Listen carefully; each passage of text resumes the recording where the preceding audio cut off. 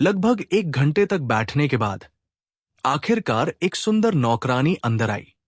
उसके दोनों हाथों में एक चांदी की ट्रे थी और ट्रे के बीच में एक हल्की लाल अंगूठी थी। चांदी की ट्रे लेकर और नौकरानी को वापस भेजते हुए याफी ने खुद सामान जियाओ यान को सौंप दिया और मुस्कुराते हुए कहा, बूढ़े साहब, कड़ाही और साथ ही आपको जो भी कीमिया सामग्री चाहिए वो सब स्टोरेज रिंग में है। स्टोरेज रिंग को उठाने के लिए हाथ बढ़ाते हुए जियाओ यान ने उसे अपनी हथेली में घुमाया और फिर हल्के से सिर हिलाया। याओ लाओ की आवाज भी बिल्कुल सही समय पर सुनाई दी। ठीक है, क्यूई गैदरिंग पिल को परिष्कृत करने के बाद मैं इसे आपके पास लाऊंगी। याफी की सुंदर आंखें खुशी से भर गई क्योंकि शी ने जल्दी से सिर हिलाया। ठीक है, आपको मुझे बाहर भेजने की कोई जरूरत नहीं है, मैं खुद ही बाहर चली जाऊंगी। अपना हाथ हिलाते हुए जियाओ यान ने अंगूठी ली और उसे अपनी उंगली पर सरका दिया। फिर बिना पीछे मुड़े वो पार्लर के पीछे की ओर चला गया और बाहर चला गया। मेज पर नीला जेड कार्ड अभी भी वही था क्योंकि वो लोगों पर बहुत ज्यादा एहसान नहीं करना चाहता था, इसलिए उसने उसे वही छोड़ दिया था। दरवाजे से बाहर निकलते हुए पीछे हटते हुए व्यक्ति को घूरते हुए या फेई ने अपने लाल होठों को चबाया। फिर नीला जेड कार्ड अपने हाथ में लेने के लिए आगे बढ़ी। थोड़ा सोचते हुए उसने स्पष्ट आवाज में पूछा, अंकल गुनी, क्यूई गैदरिंग पिल को परिष्कृत करने के लिए सफलता दर इतनी अधिक नहीं है ना? हाँ, ऐसा कहा जाता है कि क्यूई गैदरिंग पिल को परिष्कृत करने के लिए पिल किंग वांग गुहे की सफलता दर भी 10 में से केवल 7 के आसपास है। सामान्य चौथे स्तर के कीमियागरों के लिए सफलता दर 10 में से केवल 5 के आसपास है, गुनी ने धीमी आवाज में कहा। लेकिन ये बूढ़ा साहब, वो पहली कोशिश में ही परिष्कृत करने में सफल हो जाता है। या फेई ने अपनी पतली काली भौहों को सिकोड़ते हुए कहा, कौन जानता है, शायद उसकी किस्मत अच्छी हो। गुनी ने अपना सिर हिलाया और इस मामले की ज्यादा परवाह नहीं की। आखिरकार कीमियागरों के लिए गोलियों को सफलतापूर्वक परिष्कृत करने में किस्मत एक बड़ा कारक थी। अगर किसी की किस्मत अच्छी है तो लगातार कई बार परिष्कृत करने पर भी वो असफल नहीं होगा। क्या यह हो सकता है कि वो सिर्फ चौथे दर्जे का कीमियागर नहीं है? या फी ने थोड़ा सोचने के बाद झिझकते हुए पूछा, हाँ, ये कैसे संभव है? जियामा साम्राज्य में 5वें दर्जे के कीमियागरों की संख्या हाथों पर गिनी जा सकती है। उस तरह की स्थिति में भले ही वो साम्राज्य हो या मिस्टी क्लाउगुड जैसी महान ताकतें, वे सभी इस व्यक्ति को वीआईपी के रूप में देखेंगे। ऐसा व्यक्ति गोलियों की नीलामी करने के लिए हमारे अपने नीलामी घर में क्यों आएगा? गुनी हंसा। इस पर याफी ने भी अपना सिर थोड़ा हिलाया और एक आह भरी कड़वी हंसी। ऐसा लगता है कि मेरे पास पर्याप्त अनुभव नहीं है। मुझे डर है कि मेरी पिछली हिचकिचाहट ने इस रहस्यमयी कीमियागर की हमारे प्रति अनुकूल धारणा को बहुत हद तक नकारात्मक रूप से प्रभावित किया है। इसके लिए आप खुद को दोषी नहीं ठहरा सकते। इतना बड़ा लेन देन मैं भी आसानी से जवाब देने की हिम्मत नहीं कर पाऊंगा। आप इस हद तक सक्षम हैं, यह पहले से ही बहुत अच्छा है। उस कीमियागर के साथ हमारे संबंधों के संबंध में भविष्य में बस अपना समय ले और सौहार्दपूर्ण तरीके से पेश आए। जब तक वो हमारे प्रति किसी भी तरह की दुर्भावना विकसित नहीं करता है, तब तक सब ठीक है, गुनी ने सांत्वना देते हुए कहा। अपने चेहरे पर मुस्कान लाते हुए उसने सिर हिलाया। याफी सुस्ती से कुर्सी पर बैठी, जिससे उसका फिगर दिखाई दे रहा था। जैसे ही उसकी प्यारी आंखें झपकी, कुछ संदेह होने लगे, उसने धीरे से पूछा, वो इतनी सारी निम्न श्रेणी की दवा सामग्री का क्या करने का इरादा रखता है? उन दवा सामग्री का प्रभाव रक्तस्राव को रोकना और हड्डियों को मजबूत करना है। मुझे लगता है कि उसे उपचारात्मक दवा बनाने की योजना बनानी चाहिए। गुनी ने अपनी भौहों को एक साथ सिकोड़ते हुए कहा। इसी तरह हैरान होकर उसने कहा, लेकिन अपनी हैसियत के साथ वो इन सस्ती कीमत वाली उपचार दवाइयों का निर्माण क्यों करेगा? ये सुनकर या फे की खूबसूरत आंखें थोड़ी सिकुड़ गई। उसके लंबे नाखून हल्के से मेज पर टैप करने लगे। एक पल बाद उसे एहसास हुआ। उसने धीरे से कहा, लगता है कि ये बूढ़ा साहब जियाओं कबीले के प्रति बहुत परवाह करता है। भौहें कसकर एक साथ सिकुड़ गई। गुनी की अभिव्यक्ति अचानक विस्मय में बदल गई। क्या आप कह रहे हैं कि वो जियाओं कबीले को उपचार दवा देना चाहता है? हाल ही में मैंने सुना है कि जियाली कबीले ने एक प्रथम श्रेणी के कीमियागर को आमंत्रित किया था। सस्ते रिटर्न ऑफ स्प्रिंग पाउडर ने पहले ही शहर की आधी भीड़ को छीन लिया है। अगर जियाओं कबीला जल्द ही कार्रवाई नहीं करता है तो मुझे डर है कि उनके बाजार शर्मनाक तरीके से खाली हो जाएंगे। या फी की आंखें इधर उधर घूम रही थी। जैसे ही उसने अपना निष्कर्ष सुनाया, वो मुस्कुराते हुए समझाती रही, पहले बूढ़े साहब ने पहले ही कहा था कि अगर मौका मिला तो वो जियाओं कबीले के साथ मिलकर काम करेंगे, और इस समय इतनी सारी उपचार सामग्री खरीदने का मतलब सिर्फ एक ही हो सकता है। उन्होंने जो कहा उसका मतलब वही था। ऐसा लगता है कि इस बार जियाओं कबीले को वाकई किस्मत का साथ मिला है, जबकि जिया लाई कबीला मुश्किल में पड़ने वाला है। या फी के विश्लेषण को सुनने के बाद गुनी मुस्कुराया। उसके चेहरे पर ईर्ष्या की झलक थी, क्योंकि चौथे दर्जे के कीमियागर की मदद पाना कोई भी कबीला नहीं पा सकता था। अपना सिर थोड़ा झुकाते हुए या फी ने सहज मुस्कान देते हुए कहा, हमें जल्द ही जियाओं कबीले से भी कुछ संपर्क बनाना चाहिए। हालांकि कंगन में एक फूल जोड़ना किसी को कुछ हद तक खुश कर सकता है। जब किसी को सबसे ज्यादा जरूरत हो तो मदद करना दोनों पक्षों के संबंधों को मजबूत करने का एक बेहतर तरीका है। गुनी ने अपना सिर हिलाया। उनके पीछे चौथे दर्जे के अल्केमिस्ट के साथ जियाओं कबीले के साथ संबंध अब महत्वपूर्ण थे। नीलामी घर से बाहर निकलते हुए हमेशा की तरह जियाओ यान ने समझदारी से कम आधे दिन तक सड़कों पर चक्कर लगाया और आखिरकार एक सुनसान गली में अपना भेष बदल दिया। हल्के लाल रंग की स्टोरेज रिंग को अपने हाथ में उछालते और पकड़ते हुए जियाओ यान कुछ हद तक खुश था। इस तरह की स्टोरेज रिंग स्टोरेज स्टोन नामक एक असामान्य सामग्री से बनाई गई थी। इस सामग्री की विशेषता यह थी कि इसके भीतर एक अनोखी छोटी जगह थी जहां कोई भी बेजान वस्तु संग्रहित की जा सकती थी। हालांकि यह बेहद सुविधाजनक था, लेकिन स्टोरेज स्टोन की कमी के कारण यह बेहद कीमती था।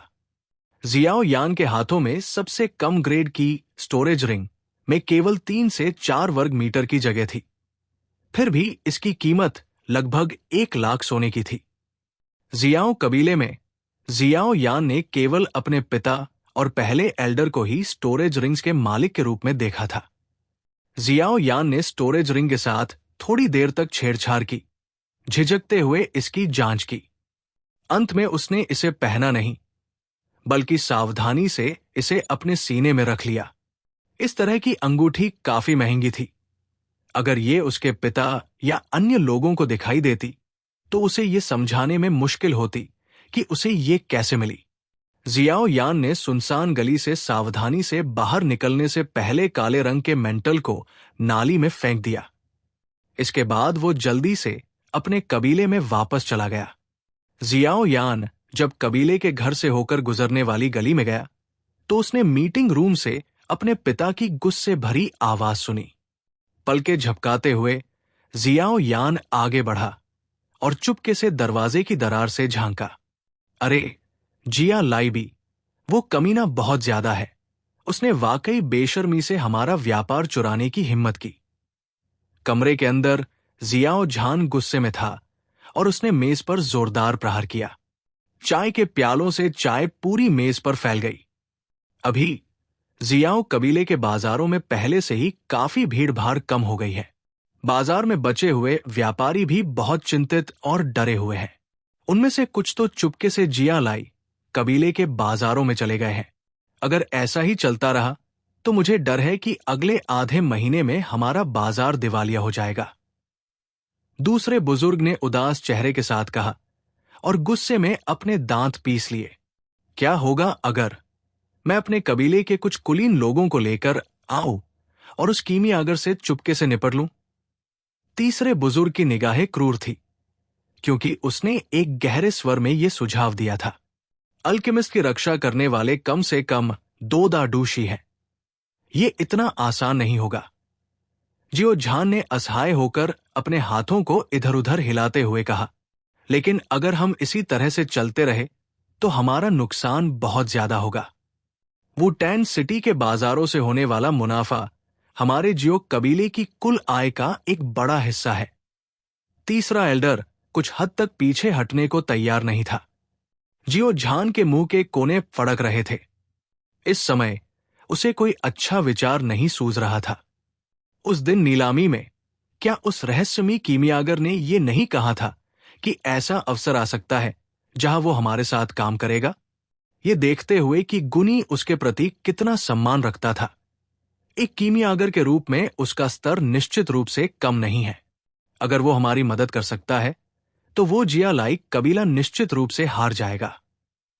पहला एल्डर, जो अब तक चुप था, अचानक नरम आवाज में बोला, कौन जानता है कि उसने बस यूं ही बड़बड़ा दिया हो। उस तरह की हैसियत वाले लोगों को हमारे साथ सहयोग करने से किस तरह का लाभ मिलेगा? इतने कम लाभ के लिए क्या उन्हें परवाह भी होगी? जियाओ झान ने जोर से हंसते हुए कुर्सी पर बैठते हुए अपना सिर हिलाया और आह भरी। तीनों बुजुर्ग भी चुप थे। वास्तव में जियाओ कबीले के लिए ऐसे दर्जे के लोगों के साथ संबंध स्थापित करना थोड़ा चुनौतीपूर्ण था। भाड़ में जाओ, हम इसे कुछ और दिनों तक सहन करेंगे। अगर जियालाई कबीला अभी भी संयम नहीं बरतता है तो हमें जवाबी कार्रवाई के लिए दोष न दें, चाहे इसके लिए कितनी भी कीमत चुकानी पड़े। अपने होठों को चाटते हुए जियाओ झान ने कुर्सी के फ्रेम को पकड़ लिया और उसकी आंखों में एक अशुभ चमक चमक उठी। दरवाजे के बाहर यहां तक सुनते हुए जियाओ यान ने अपने कंधों को हल्के से सिकोड़ा और उसका हाथ उसकी छाती पर स्टोरेज रिंग से खेल रहा था। एक ठंडी मुस्कान छोड़ते हुए वो धीरे धीरे चला गया। जियो यान बैठक कक्ष से निकलकर अपने कमरे में वापस आया और कुछ उपचारात्मक औषधि को परिष्कृत करने के लिए कुछ अंतिम तैयारियां की। एक बार जब उसने अपनी तैयारियां पूरी कर ली तो वो चुपके से अपनी वीरान गुफा में वापस चला गया, जहां उसने पहले प्रशिक्षण लिया था। जैसा कि याओ लाओ ने पहले कहा था, औषधि शोधन प्रक्रिया के दौरान परेशान न होना महत्वपूर्ण था और कबीले के सदस्यों की बड़ी संख्या को देखते हुए घर पर ऐसा करना मुश्किल होगा। अगर संयोग से कुछ ऐसा हुआ जैसे जियो यू ने उससे मोलभाव किया तो जियो यान पूरी तरह से इसके परिणामों को सहन नहीं कर पाएगा। चुपके से गुफा में कदम रखते हुए जियो यान को शुरू करने की उत्सुकता थी, इसलिए उसने जल्दी से अपनी छाती से स्टोरेज रिंग निकाली और उसमें डू क्यूई की एक धारा डाली। हल्के लाल रंग के रिंग ने प्रकाश की एक झिलमिलाहट उत्सर्जित की। इससे पहले कि लगभग आधा मीटर लंबी लाल औषधि की कड़ाही गुफा के भीतर अस्तित्व में आ जाए। पूरी औषधि की कड़ाही गहरे लाल रंग की थी और उसमें से हल्की चमक आ रही थी। कड़ाही के नीचे 2 दुष्ट दिखने वाले सांप के सिर उकेरे गए थे। उनके खुले मुंह हवा के प्रवेश के लिए 2 जुड़े हुए गुहाओं का निर्माण कर रहे थे। जैसे जैसे 2 गुहाएं घुमावदार होकर कड़ाही में गहराई तक फैलती गई, व्यास छोटा होता गया। अगर कोई अंदर देखने की कोशिश करे तो वो मुश्किल से कुछ देख पाएगा। दवा की कड़ाही के शीर्ष पर एक गहरे लाल रंग का ढक्कन था, जो एक विशाल सांप के आकार में गढ़ा गया था। ढक्कन के अलावा सामग्री के प्रवेश के लिए एक विशेष छेद भी था। कड़ाही के ढक्कन के शीर्ष पर आई सिल्वर द्वारा बनाए गए कई महीन छेद थे। इनका प्रभाव गर्मी को नष्ट करने का था, ताकि अत्यधिक गर्मी जमा न हो, जिससे विस्फोट हो सकता था। एक तरफ दवा की कड़ाही के मध्य भाग में एसेंस आइस की एक पारदर्शी स्क्रीन लगाई गई थी, ताकि कीमियागर को पूरी शोधन प्रक्रिया स्पष्ट रूप से दिखाई दे सके। सतह पर बने कढ़ाई पर जंगली, अदम्य शैतानी जानवरों की आकृतियां उकेरी गई थी, जो कढ़ाई से छलांग लगाने के लिए तैयार लग रहे थे। औषधि कढ़ाई की सुंदर उपस्थिति को देखकर जियाओ यान ने संतोष में अपना सिर हिलाया। जियाओ यान ने प्राचीन काली अंगूठी को रगड़ा और याओ लाओ एक चमकती हुई रोशनी के साथ प्रकट हुआ। हाँ, ये 2 आउटलेट वाली कढ़ाई है। आप जैसे कीमिया के शौकीन के लिए ये बिल्कुल भी बुरा नहीं है, याओ लाओ ने उदासीनता से कहा, जब उसने गहरे लाल रंग की औषधीय कढ़ाई पर सांपों के छिद्रों पर एक नजर डाली। 2 आउटलेट वाली कढ़ाई? अपरिचित शब्द सुनकर जियाओ यान की आंखें झपक गई और उसने संदेह से देखा। औषधीय कढ़ाई में भी अपनी अलग अलग परतें होती हैं। कढ़ाई की भट्टी में आग के लिए जितने ज्यादा आउटलेट होते हैं, औषधीय कढ़ाई उतनी ही ऊंची श्रेणी की होती है और इस तरह ये उतनी ही दुर्लभ होती है। ये मत समझिए कि कोई व्यक्ति बेतरतीब ढंग से कुछ छेद करके कुछ और आउटलेट जोड़ सकता है।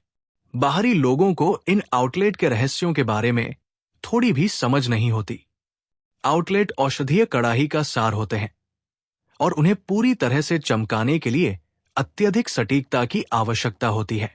अगर एक भी छोटी सी भी गलती के साथ बनाया गया हो तो पूरी औषधीय कड़ाही कबाड़ मानी जाएगी। इस प्रकार एक औषधीय कड़ाही में जितने अधिक आउटलेट होंगे, शोधन करते समय कीमियागर के लिए सहायक प्रभाव उतना ही बेहतर होगा। बेशक, अगर आप कई आउटलेट को नियंत्रित करना चाहते हैं तो आपको बहुत उच्च आत्मा बोध की आवश्यकता होगी। वर्तमान में 2 अग्नि आउटलेट को नियंत्रित करना पहले से ही सीमा है, याओ लाओ ने समझाते हुए हंसते हुए कहा। एक कीमियागर के लिए एक अच्छी औषधि कड़ाही का महत्व योद्धा के लिए एक अच्छी तलवार के समान है। लगभग अगोचर सिर हिलाते हुए जियाओ यान ने अपने सामने इस बड़ी कड़ाही को देखा और थोड़ा खालीपन से पूछा, अब मुझे क्या करना चाहिए? अभी के लिए यह बेहतर होगा कि आप औषधीय कड़ाही से खुद को परिचित कर लें। एक हाथ को आउटलेट पर दबाएं और फिर अपने भीतर डू क्यू को जगाएं और इसे अंदर ले जाएं। याओ लाओ गुफा के भीतर क्रॉसलेग बैठे थे और उन्होंने जियाओ यान को निर्देश दिया। सिर हिलाते हुए जियाओ यान ने आउटलेट पर एक हाथ रखा और धीरे धीरे अपनी आंखें बंद कर ली। उसके शरीर के भीतर एक घूमती हुई मंद और पीली क्यू थोड़ी सी लहरदार हो गई। मंद पीली डू क्यू एक एक करके बाहर निकली, जिसके परिणाम स्वरूप उसके हाथ की हथेली पीली रोशनी से चमक उठी। एक बार जब वो मंद पीली डू क्यू उसकी हथेली तक पहुंची तो वो स्थिर हो गई। फिर जैसे कि उसे अचानक और हिंसक गुरुत्वाकर्षण खिंचाव का सामना करना पड़ा हो, वो अचानक उसके हाथ से निकल गई और आउटलेट में चली गई। औषधीय कड़ाही में घुस गई। पू, एक धीमी सी आवाज आई। फिर मंद पीली क्यूई आग के आउटलेट से होकर गुजरी और अप्रत्याशित रूप से एक मंद पीली लौ सार में बदल गई। औषधीय कड़ाही के भीतर ये टिमटिमाने लगी और धधकने लगी। ये तथ्य कि उसकी हथेली से अचानक आग निकली, जियाओ यान को घबराहट हुई और उसने लगभग अपना हाथ वापस खींच लिया। हालांकि ये महसूस करने के बाद कि उसकी हथेली ठंडी थी, वो काफी कम घबराया। बुरा नहीं है। अपने पहले प्रयास में आप पहले ही एक लौ पैदा करने में सफल हो गए हैं। औषधीय कड़ाही में उबलती लौ को देखकर याओ लाओ ने सिर हिलाया और धीमी आवाज में कहा, इस बार आपने जो लौ इकट्ठी की है वो वास्तव में शोधन की लौ नहीं है। अभी आपको अपने शरीर में लकड़ी तत्व के अंश को नियंत्रित करने पर ध्यान केंद्रित करना चाहिए और इसे दवा की कड़ाही में डालना चाहिए। जियाओ यान ने दोनों आंखें बंद करके उसका पालन किया। धीरे धीरे उसके विचार केंद्रित होते गए, क्योंकि उसकी उत्कृष्ट आध्यात्मिक धारणा लगातार उसके शरीर में लकड़ी तत्व के उस हल्के निशान को स्कैन कर रही थी। 10 मिनट से अधिक समय के बाद जियाओ यान ने आखिरकार पहली बार अपने शरीर में लकड़ी तत्व पाया। उसने अपनी आंखें खोलते ही राहत की सांस ली। पाया? जियाओ यान को अपनी आंखें खोलते देखकर याओ लाओ ने आश्चर्यचकित होकर पूछा। जैसे ही जियाओ यान ने अपना सिर हिलाया, याओ लाओ खुद को जियाओ यान की प्रशंसा करने से रोक नहीं सका। जब याओ लाओ ने पहली बार अपने शरीर में लकड़ी तत्व पाया तो उसे लगभग आधा घंटा लगा था। इससे यह देखा जा सकता है कि जियाओ यान की आध्यात्मिक धारणा कितनी मजबूत है। जियाओ यान ने अपनी उंगली बढ़ाकर दूसरे अग्नि आउटलेट पर हल्का दबाव डाला। धीरे धीरे बेहद कमजोर हरी क्यूई की एक धारा अंदर बहने लगी। जैसे ही हरी क्यूई दवा के बर्तन में प्रवेश करती है, अंदर की हल्की पीली लौ अचानक शांत हो जाती है, जैसे कि कोई रासायनिक प्रतिक्रिया हुई हो। इस समय भले ही जियाओ यान अभी तक लौ को नियंत्रित करने में सक्षम नहीं था, लेकिन वो महसूस कर सकता था कि लकड़ी के तत्व द्वारा लौ के भीतर की उन्मत्तता को नियंत्रित किया गया था। इसके अलावा इस सिद्धांत के कारण कि लकड़ी आग को जन्म देती है, इस समय लौ बहुत अधिक नियंत्रित थी और पहले की तुलना में अधिक समय तक चलेगी। अच्छा, संतुष्ट होकर याओ लाओ ने अपना सिर हिलाया और जियाओ यान के माथे को छूने के लिए अपनी उंगली बढ़ाई, जिससे जानकारी सीधे उसके सिर में चली गई। ये मेरा अपना उपचार औषधि सूत्र है, आप इसका अभ्यास के लिए उपयोग कर सकते हैं। मैं आपको मार्गदर्शन करूंगा, क्योंकि मैं आपको लौ के तापमान और परिष्कृत करने के लिए चिकित्सा सामग्री की संरचना के बारे में चेतावनी देता हूं। जियाओ यान ने अपने सिर में नई जानकारी को संसाधित करते हुए आंखें सिकोड़ ली और स्वीकार करने के लिए अपना सिर थोड़ा झुकाया। रक्त का थक्का बनाने वाला पाउडर, रक्त का थक्का बनाने वाली घास का एक डंठल, एक जीवंत फल, 2 खसखस के फूल। जियाओ यान द्वारा प्रत्येक आवश्यक कीमिया सामग्री की मात्रा को याद करने के बाद उसकी आध्यात्मिक धारणा धीरे धीरे औषधीय कड़ाही में प्रवाहित हुई, क्योंकि उसने परिश्रमपूर्वक हल्की लौ को नियंत्रित करने की कोशिश की। अंगूठी पर अपनी उंगली से एक झटका देने की क्रिया करते हुए उसकी हथेली में रक्त का थक्का बनाने वाली घास का एक गहरा लाल डंठल दिखाई दिया। थोड़ी देर बाद जियाओ यान ने डंठल को कड़ाही के शीर्ष पर उत्कीर्ण सर्प के मुंह में फेंक दिया। एक बार जब रक्त का थक्का बनाने वाली घास को फेंक दिया गया, तो जियाओ यान समय पर लौ को नियंत्रित नहीं कर सका। आग बस ऊपर की ओर भड़क उठी और पलक झपकते ही रक्त का थक्का बनाने वाली घास का डंठल राख के ढेर में बदल गया और कड़ाही के अनोखे तंत्र ने उसे कड़ाही से बाहर निकाल दिया। इस पहली विफलता को देखते हुए जियाओ यान थोड़ी शर्मिंदगी के साथ हंसा। जारी रखें, याओ लाओ ने उदासीनता से कहा।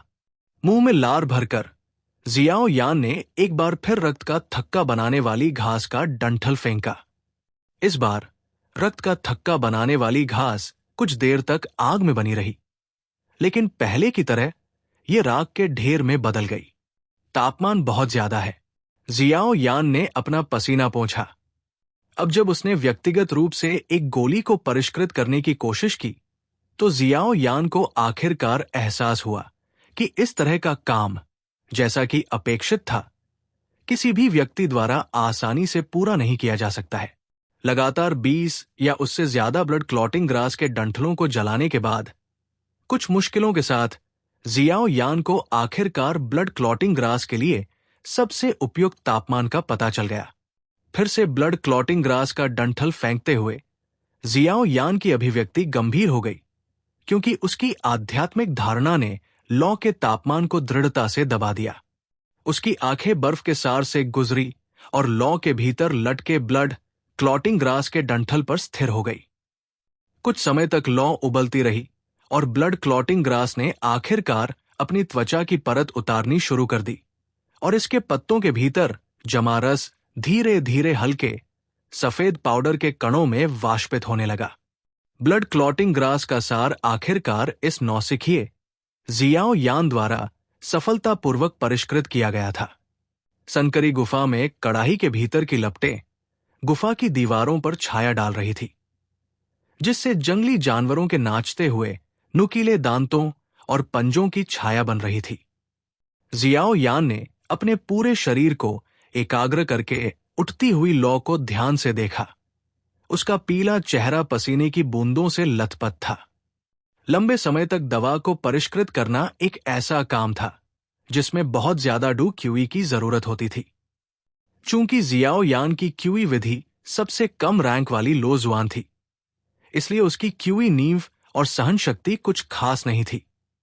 इसलिए उसके लिए कड़ाही के सामने लगभग 2 घंटे तक टिके रहना आसान काम नहीं था। याओ लाओ ने अपनी आंखें सिकोड़ ली और जियाओ यान को देखा, जिसने एक बार फिर ब्लड क्लॉट ग्रास को एक महीन सफेद पाउडर में सफलतापूर्वक परिष्कृत कर दिया था। ये जानते हुए कि जियाओ यान पहले ही अपनी सीमा तक पहुंच चुका था, याओ लाओ ने थोड़ा सिर हिलाया और धीरे से कहा, अच्छा किया, आराम करो। ये सुनकर जियाओ यान के कंधे तुरंत नीचे गिर गए और उसका शरीर धीरे से बर्फीले फर्श पर लेट गया, जैसे कि उसके शरीर की सारी ऊर्जा अचानक खत्म हो गई हो। सांस लेने के लिए हांफते हुए उसकी छाती तेजी से ऊपर नीचे हो रही थी। थकावट से त्रस्त वो अब मुश्किल से एक उंगली भी उठा पा रहा था। अब प्रशिक्षण सबसे अच्छा प्रभाव देगा, याओ लाओ ने उदासीनता से कहा और जियाओ यान की ओर देखा, जो बेजान होकर जमीन पर पड़ा था। आलस्य और परिश्रम दिल में एक पल के लिए टकराए। इससे पहले कि जियाओ यान अंदर से पीड़ा में चिल्लाए और वो अनिच्छा से उठकर बैठ गया, उसके कांपते हाथ एक प्रशिक्षण मुहर में बदल गए और उसने धीरे धीरे अपनी आंखें बंद कर ली। जियाओ यान के रुख को देखकर याओ लाओ हंसे और उनकी नजर कड़ाही के सामने 10 से अधिक जेड केसों पर गई। ये केस ब्लड क्लॉट ग्रास से परिष्कृत हल्के सफेद पाउडर से भरे हुए थे और जियाओ यान के प्रयासों का परिणाम थे। बाएं से दाएं पाउडर का पीला सफेद रंग अंतिम मामले तक समृद्ध और समृद्ध होता गया, जिसमें पाउडर का रंग लगभग शुद्ध सफेद हो गया था। इस अत्यंत स्पष्ट सुधार को देखते हुए याओ लाओ ने सुखद आश्चर्य महसूस किया, क्योंकि उसने अपना सिर हिलाकर स्वीकृति दी। अपने दिल में उसने एक बार फिर जियाओ यान की उत्कृष्ट आध्यात्मिक धारणा की प्रशंसा की। उसने जियाओ यान की ओर एक नजर डाली, जो वर्तमान में अपने डू क्यू को ठीक कर रहा था। फिर पत्थर की दीवार के सामने खुद को क्रॉसलेग करके बैठ गया, आराम से अपनी आंखें बंद करके ठीक हो गया। जियाओ यान ने केवल पहले प्रकार के घटक को परिष्कृत किया था। अभी भी 2 और प्रकार उसके लिए धीरे धीरे अभ्यास करने की प्रतीक्षा कर रहे थे। लगभग 1 घंटे तक बंद आंखों से प्रशिक्षण लेने के बाद जियाओ यान के शरीर के भीतर क्यू चक्रवात ने एक बार फिर से एक उज्जवल प्रकाश उत्सर्जित किया, जो पहले डू क्यू की कमी से अंधेरा हो गया था। इसके अलावा इस बार चमक कुछ घंटों पहले की तुलना में थोड़ी स्पष्ट लग रही थी। धीरे धीरे अपनी आंखें खोलते हुए पहले की शक्तिहीन भावना आधे से अधिक पीछे हट गई थी। गर्दन को तानते हुए चटकने की आवाजों ने जियाओ यान को खुशी से आहें भरने पर मजबूर कर दिया। प्रशिक्षण पूरा हो गया तो जारी रखो, याओ लाओ ने मुस्कुराते हुए अपनी आंखें खोली और अब जीवंत जियाओ यान को देखा। सिर हिलाते हुए कड़वी हंसी के साथ जियाओ यान, जिसने कीमिया की दर्दनाक प्रक्रिया का अनुभव किया था, आखिरकार समझ गया था कि उसे याओ लाओ ने धोखा दिया था।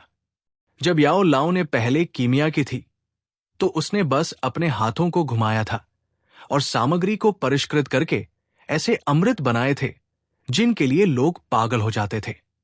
इस सरल दिखने वाली प्रक्रिया ने जियाओ यान के दिमाग में एक मजबूत छाप छोड़ी थी कि कीमिया बेहद आसान थी। फिर भी अब जब जियाओ यान ने व्यक्तिगत रूप से इसमें हाथ आजमाया था, तो अब उसे पता था कि कीमिया एक खनिक होने से ज्यादा कठिन है। यह समझ बहुत देर से आई थी। इसलिए जियाओ यान केवल आहें भर सकता था, क्योंकि वो एक बार फिर कड़ाही के सामने बैठा और अन्य 2 प्रकार की चिकित्सा सामग्री के सार को परिष्कृत करना शुरू कर दिया। रक्त का थक्का घास को परिष्कृत करने के पिछले अनुभव से लैस जियाओ यान इस बार पहले की तुलना में स्पष्ट रूप से बहुत अधिक आराम से था। 8 जीवंत फल और 10 खसखस के फूल जलाने के बाद वो आखिरकार उपचार दवा बनाने के लिए आवश्यक घटकों को निकालने में कामयाब रहा। जीवंत फल से लगभग पूरी तरह से काला और छोटा गिरी प्राप्त हुआ। इस गिरी का रक्त परिसंचरण में सुधार करने का प्रभाव था। यदि कोई अनुभवी भाड़े का सिपाही उपचार दवा की कमी के कारण जंगल में घायल हो जाता है, तो अक्सर वो एक जीवंत फल को पीसकर चोट को कम करने के लिए इसका इस्तेमाल करता है। खसखस के फूल से एक हल्का लाल तरल प्राप्त हुआ। इस तरह के तरल पदार्थ का सुन्न करने वाला प्रभाव होता है और इसका उपयोग दर्द को दूर करने के लिए किया जा सकता है। जियाओ यान के सामने बड़े करीने से व्यवस्थित 3 दवाओं को देखते हुए याओ लाओ ने थोड़ा सिर हिलाया और चुपचाप कहा, सभी आवश्यक सामग्री को परिष्कृत किया गया है।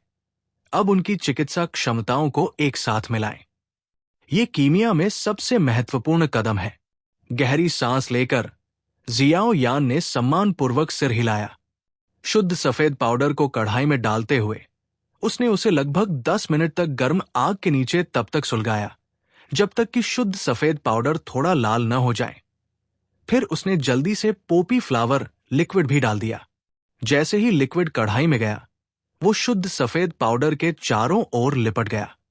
लौ में थोड़ी देर तक उबलने के बाद दोनों तत्व धीरे धीरे एक हल्के लाल और चिपचिपे लिक्विड में मिल गए। जैसे जैसे चिपचिपा हल्का लाल लिक्विड धीरे धीरे सुलगता गया, उसकी आध्यात्मिक समझ ने लौ के तापमान को नियंत्रित करने का प्रयास किया। जैसे जैसे ये लगातार लौ के ऊपर पकता गया, चिपचिपा लिक्विड धीरे धीरे एक गहरे लाल पेस्ट में बदल गया। पारदर्शी लेंस के माध्यम से जियाओ यान कढ़ाई के भीतर गहरे लाल पेस्ट को अविचल रूप से देखता रहा। थोड़ा हिचकिचाते हुए उसने आखिरकार जीवंत फल से छोटे काले कर्नेल को फेंक दिया। हालांकि छोटे काले कर्नेल कढ़ाई में प्रवेश कर गए, लेकिन कुछ नहीं हुआ। छोटी सी गुठली लौ में उछल रही थी, गहरे लाल रंग के पेस्ट में घुलने से मना कर रही थी। अलग अलग अवयवों में तापमान के प्रति अलग अलग प्रतिरोध होता है, इसलिए आपको यह सीखना होगा कि लौ के किसी भी हिस्से के तापमान को कैसे नियंत्रित किया जाए। जिन क्षेत्रों में कम तापमान की आवश्यकता होती है, आपको लौ को दबाना पड़ता है, जबकि जिन क्षेत्रों में उच्च तापमान की आवश्यकता होती है, आपको लौ के तापमान को बढ़ाने के लिए अपने नियंत्रण को ढीला करना पड़ता है। याओ लाओ ने व्याख्यान दिया क्योंकि वह चिंता में पसीने से तरबतर जियाओ यान को देख रहा था। जियाओ यान ने सिर हिलाते हुए अपने सूखे होठों को चाटा। उसने तुरंत अपनी आध्यात्मिक धारणा के एक हिस्से को छोटे से कर्नेल के नीचे लौ पर नियंत्रण करने के लिए विभाजित किया, ताकि धीरे धीरे इसका तापमान बढ़ाया जा सके। धमाका! जैसे ही आध्यात्मिक धारणा ने तापमान पर अपने नियंत्रण को ढीला किया, एक अनियंत्रित लौ भयंकर रूप से ऊपर उठी और एक पल में छोटे काले कर्नेल के आधे हिस्से को जलाकर राख कर दिया, जिससे जियाओ यान को ठंडे पसीने आ गए और वो आग को दबाने के लिए बेताब हो गया। उसकी आध्यात्मिक अनुभूति के एक हिस्से को लौ के एक तरफ का तापमान बनाए रखना था, जबकि दूसरे हिस्से को लौ के दूसरे तरफ का तापमान बढ़ाना था। इस तरह के मल्टीटास्किंग ने जियाओ यान के लिए सिर दर्द पैदा कर दिया। हालांकि कुछ और खतरनाक स्थितियों से गुजरने के बाद जियाओ यान आखिरकार अपनी घबराहट की स्थिति से शांत हो गया। उसने अपने माथे पर जमा पसीना पोंछा और अपनी बाकी की डू क्यूई को आग के आउटलेट में केंद्रित करने से पहले गहरी सांस ली। कड़ाही के अंदर छोटा काला कर्नेल अब इसे सहन नहीं कर सका और आखिरकार लौ के बढ़ते तापमान के कारण फट गया। महीन जेट ब्लैक पाउडर धीरे धीरे हल्के लाल पेस्ट में तैरने लगा और बाद वाले को गहरे रंग में रंग दिया। जैसे ही जेट ब्लैक पाउडर की आखिरी चुटकी पेस्ट में तैरने लगी, जियाओ यान ने आखिरकार एक लंबी सांस छोड़ी। उसके हाथ धीरे धीरे आग के आउटलेट से अलग हो गए और कड़ाही के अंदर की लौ धीरे धीरे कम हो गई। हांफते हुए जियाओ यान को देखकर याओ लाओ ने हल्के से मुस्कुराते हुए अपना हाथ हिलाया, कड़ाही का ढक्कन उठाया और उसे फर्श पर रख दिया। अपने दाहिने हाथ से उसने लाल रंग के पेस्ट की बड़ी गांठ को ऊपर उछालने की इच्छा की, जहां वो हवा में तैरती रही। याओ लाओ ने लाल रंग के पेस्ट पर नजर डाली, जिसमें से दवा की तेज गंध आ रही थी। उसके हाथ हवा में काटने की हरकतें कर रहे थे, क्योंकि गहरे लाल रंग का पेस्ट कम से कम 100 छोटे टुकड़ों में कट रहा था। जियाओ यान से स्टोरेज रिंग लेते हुए याओ लाओ ने इसे झटका दिया और अचानक संकरी गुफा में 100 से ज्यादा छोटी जेड बोतलें फैल गई। जेड बोतलों को व्यवस्थित करने के बाद याओ लाओ ने अपना हाथ फिर से हिलाया क्योंकि हवा में तरल जैसा पेस्ट जेड बोतलों में सटीक रूप से उतरा। बेतरतीब ढंग से एक जेड बोतल चुनते हुए याओ लाओ ने मुस्कुराते हुए इसे जियाओ यान को दिया और मजाक किया, बधाई हो, कीमिया में तुम्हारा पहला प्रयास सफल रहा। बेसब्री से जेड की बोतल प्राप्त करते हुए जियाओ यान ने अंदर के थोड़े अशुद्ध लाल तरल पदार्थ को देखा, जबकि उसके दिल में उत्साह और गर्व की भावनाएं उमड़ रही थी। हाँ, इस बिंदु से मुझे भी एक कीमियागर माना जा सकता है।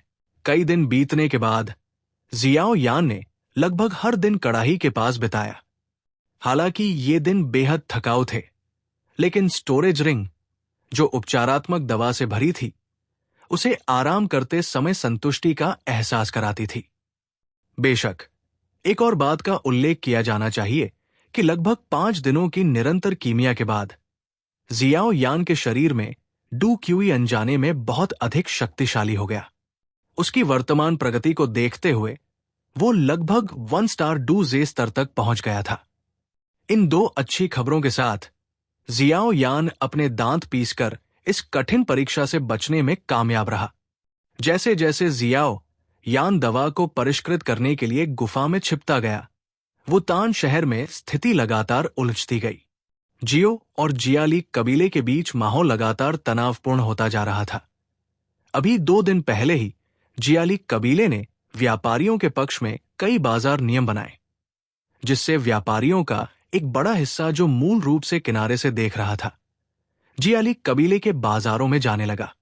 जियो कबीले की नींव हिलाने के उद्देश्य से किए गए उपाय का सामना करते हुए जियो कबीले के सभी उच्च पदस्थ सदस्यों में एक हिंसक क्रोध भर गया, जो एक जानलेवा इरादे में विकसित होने की धमकी दे रहा था। भगवान, धिक्कार है, मैं इसे और बर्दाश्त नहीं कर सकता। केवल 5 दिनों में हमारे जियो कबीले ने अपने मुनाफे का कम से कम 50% से 60% खो दिया है। अगर ये जारी रहा तो हमारे सभी बाजार दिवालिया हो जाएंगे। कबीले की बैठक कक्ष के भीतर तीसरे बुजुर्ग ने गुस्से में कहा। उसके चेहरे पर एक अशुभ चमक थी। सभी उच्च पदस्थ कबीले के सदस्य विशाल हॉल में बैठे थे। उनके दिलों में जो गुस्सा था, वो उनके उदास चेहरे से जाहिर हो रहा था। ये अब और नहीं खिंच सकता, पहले एल्डर ने धीरे धीरे एक एक शब्द उगलते हुए कहा। हालांकि प्राइमर ऑक्शन हाउस के मास्टर गुनी ने 100 से ज्यादा बोतल हीलिंग मेडिसिन बनाकर हमारी मदद की है, लेकिन यह मात्रा बहुत कम है। ये जिया लाइक कबीले की भारी मात्रा के सामने बिल्कुल भी तुलनीय नहीं है। हालांकि हम थोड़े समय में जिया लाइक कबीले के साथ गतिरोध बनाए रखने में सक्षम हो सकते हैं, लेकिन लंबे समय में जब वे हीलिंग मेडिसिन खत्म हो जाएंगी तो हम एक बार फिर पहले जैसी अजीब स्थिति में पहुंच जाएंगे। पहले एल्डर ने एक कड़वी हंसी निकाली और कहा, हालांकि अगर गुनी मात्रा के आधार पर हमारा पूरा समर्थन करने के लिए तैयार होते तो हम निश्चित रूप से जिया लाई कबीले के पहले दर्जे के कीमियागर के साथ इसे खींच सकते थे। हालांकि वो प्राइमर ऑक्शन हाउस से है, वे शायद ही कभी कबीलों के टकराव में खुद को शामिल करते हैं। इस हद तक मदद करना पहले से ही बहुत अप्रत्याशित है। नेता की कुर्सी पर बैठे जियाओ झान ने अपना सिर हिलाया। उसके चेहरे पर एक उदास भाव था।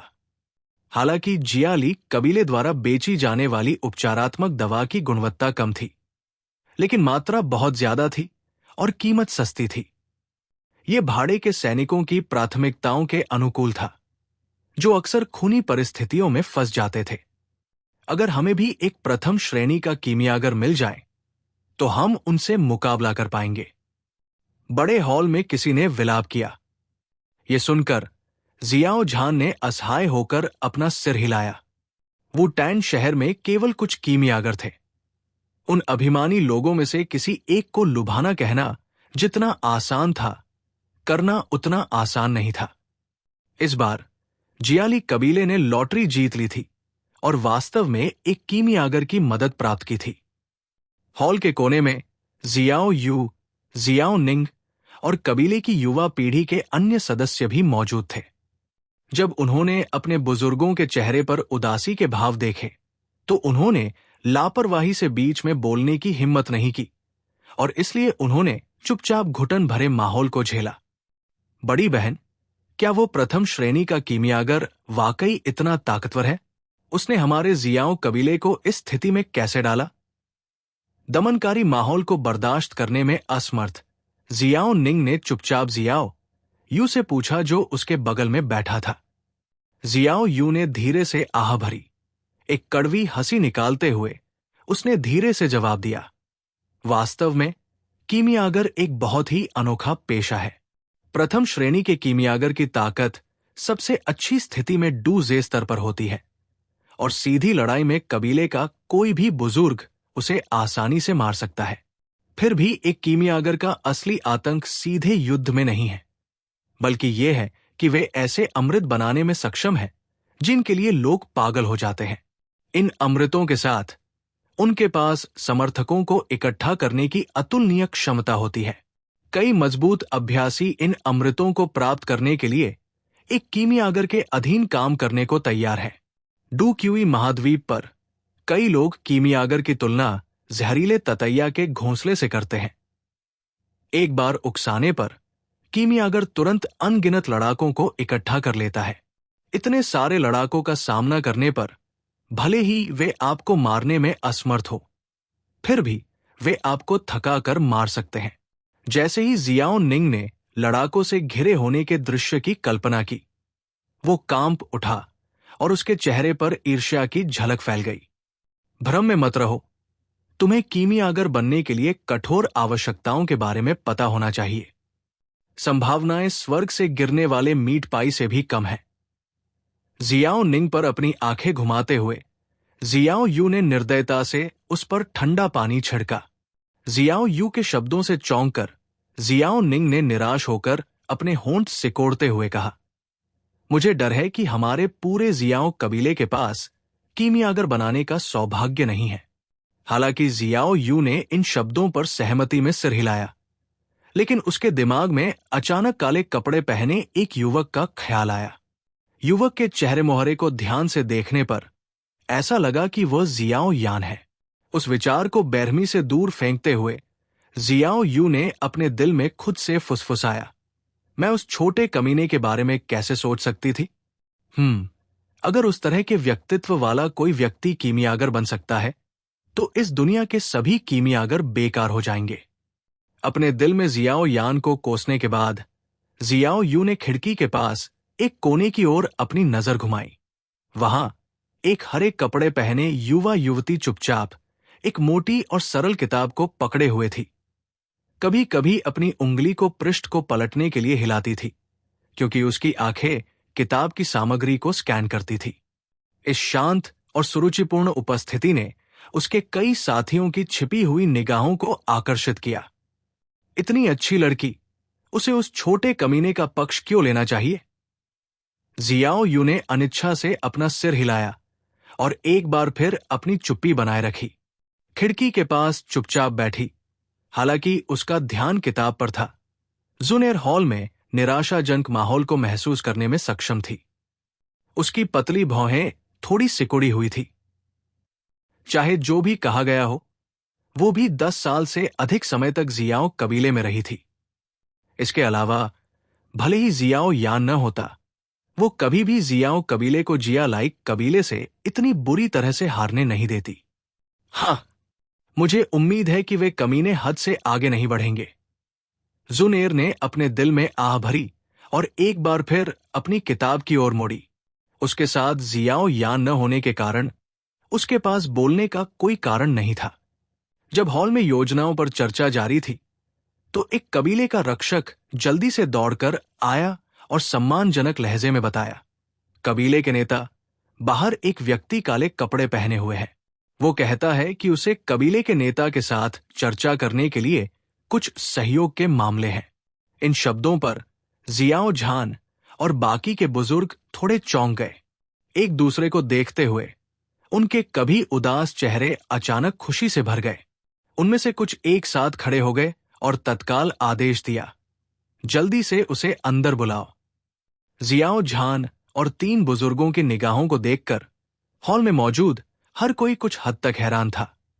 तुरंत एक दूसरे को देखने लगा।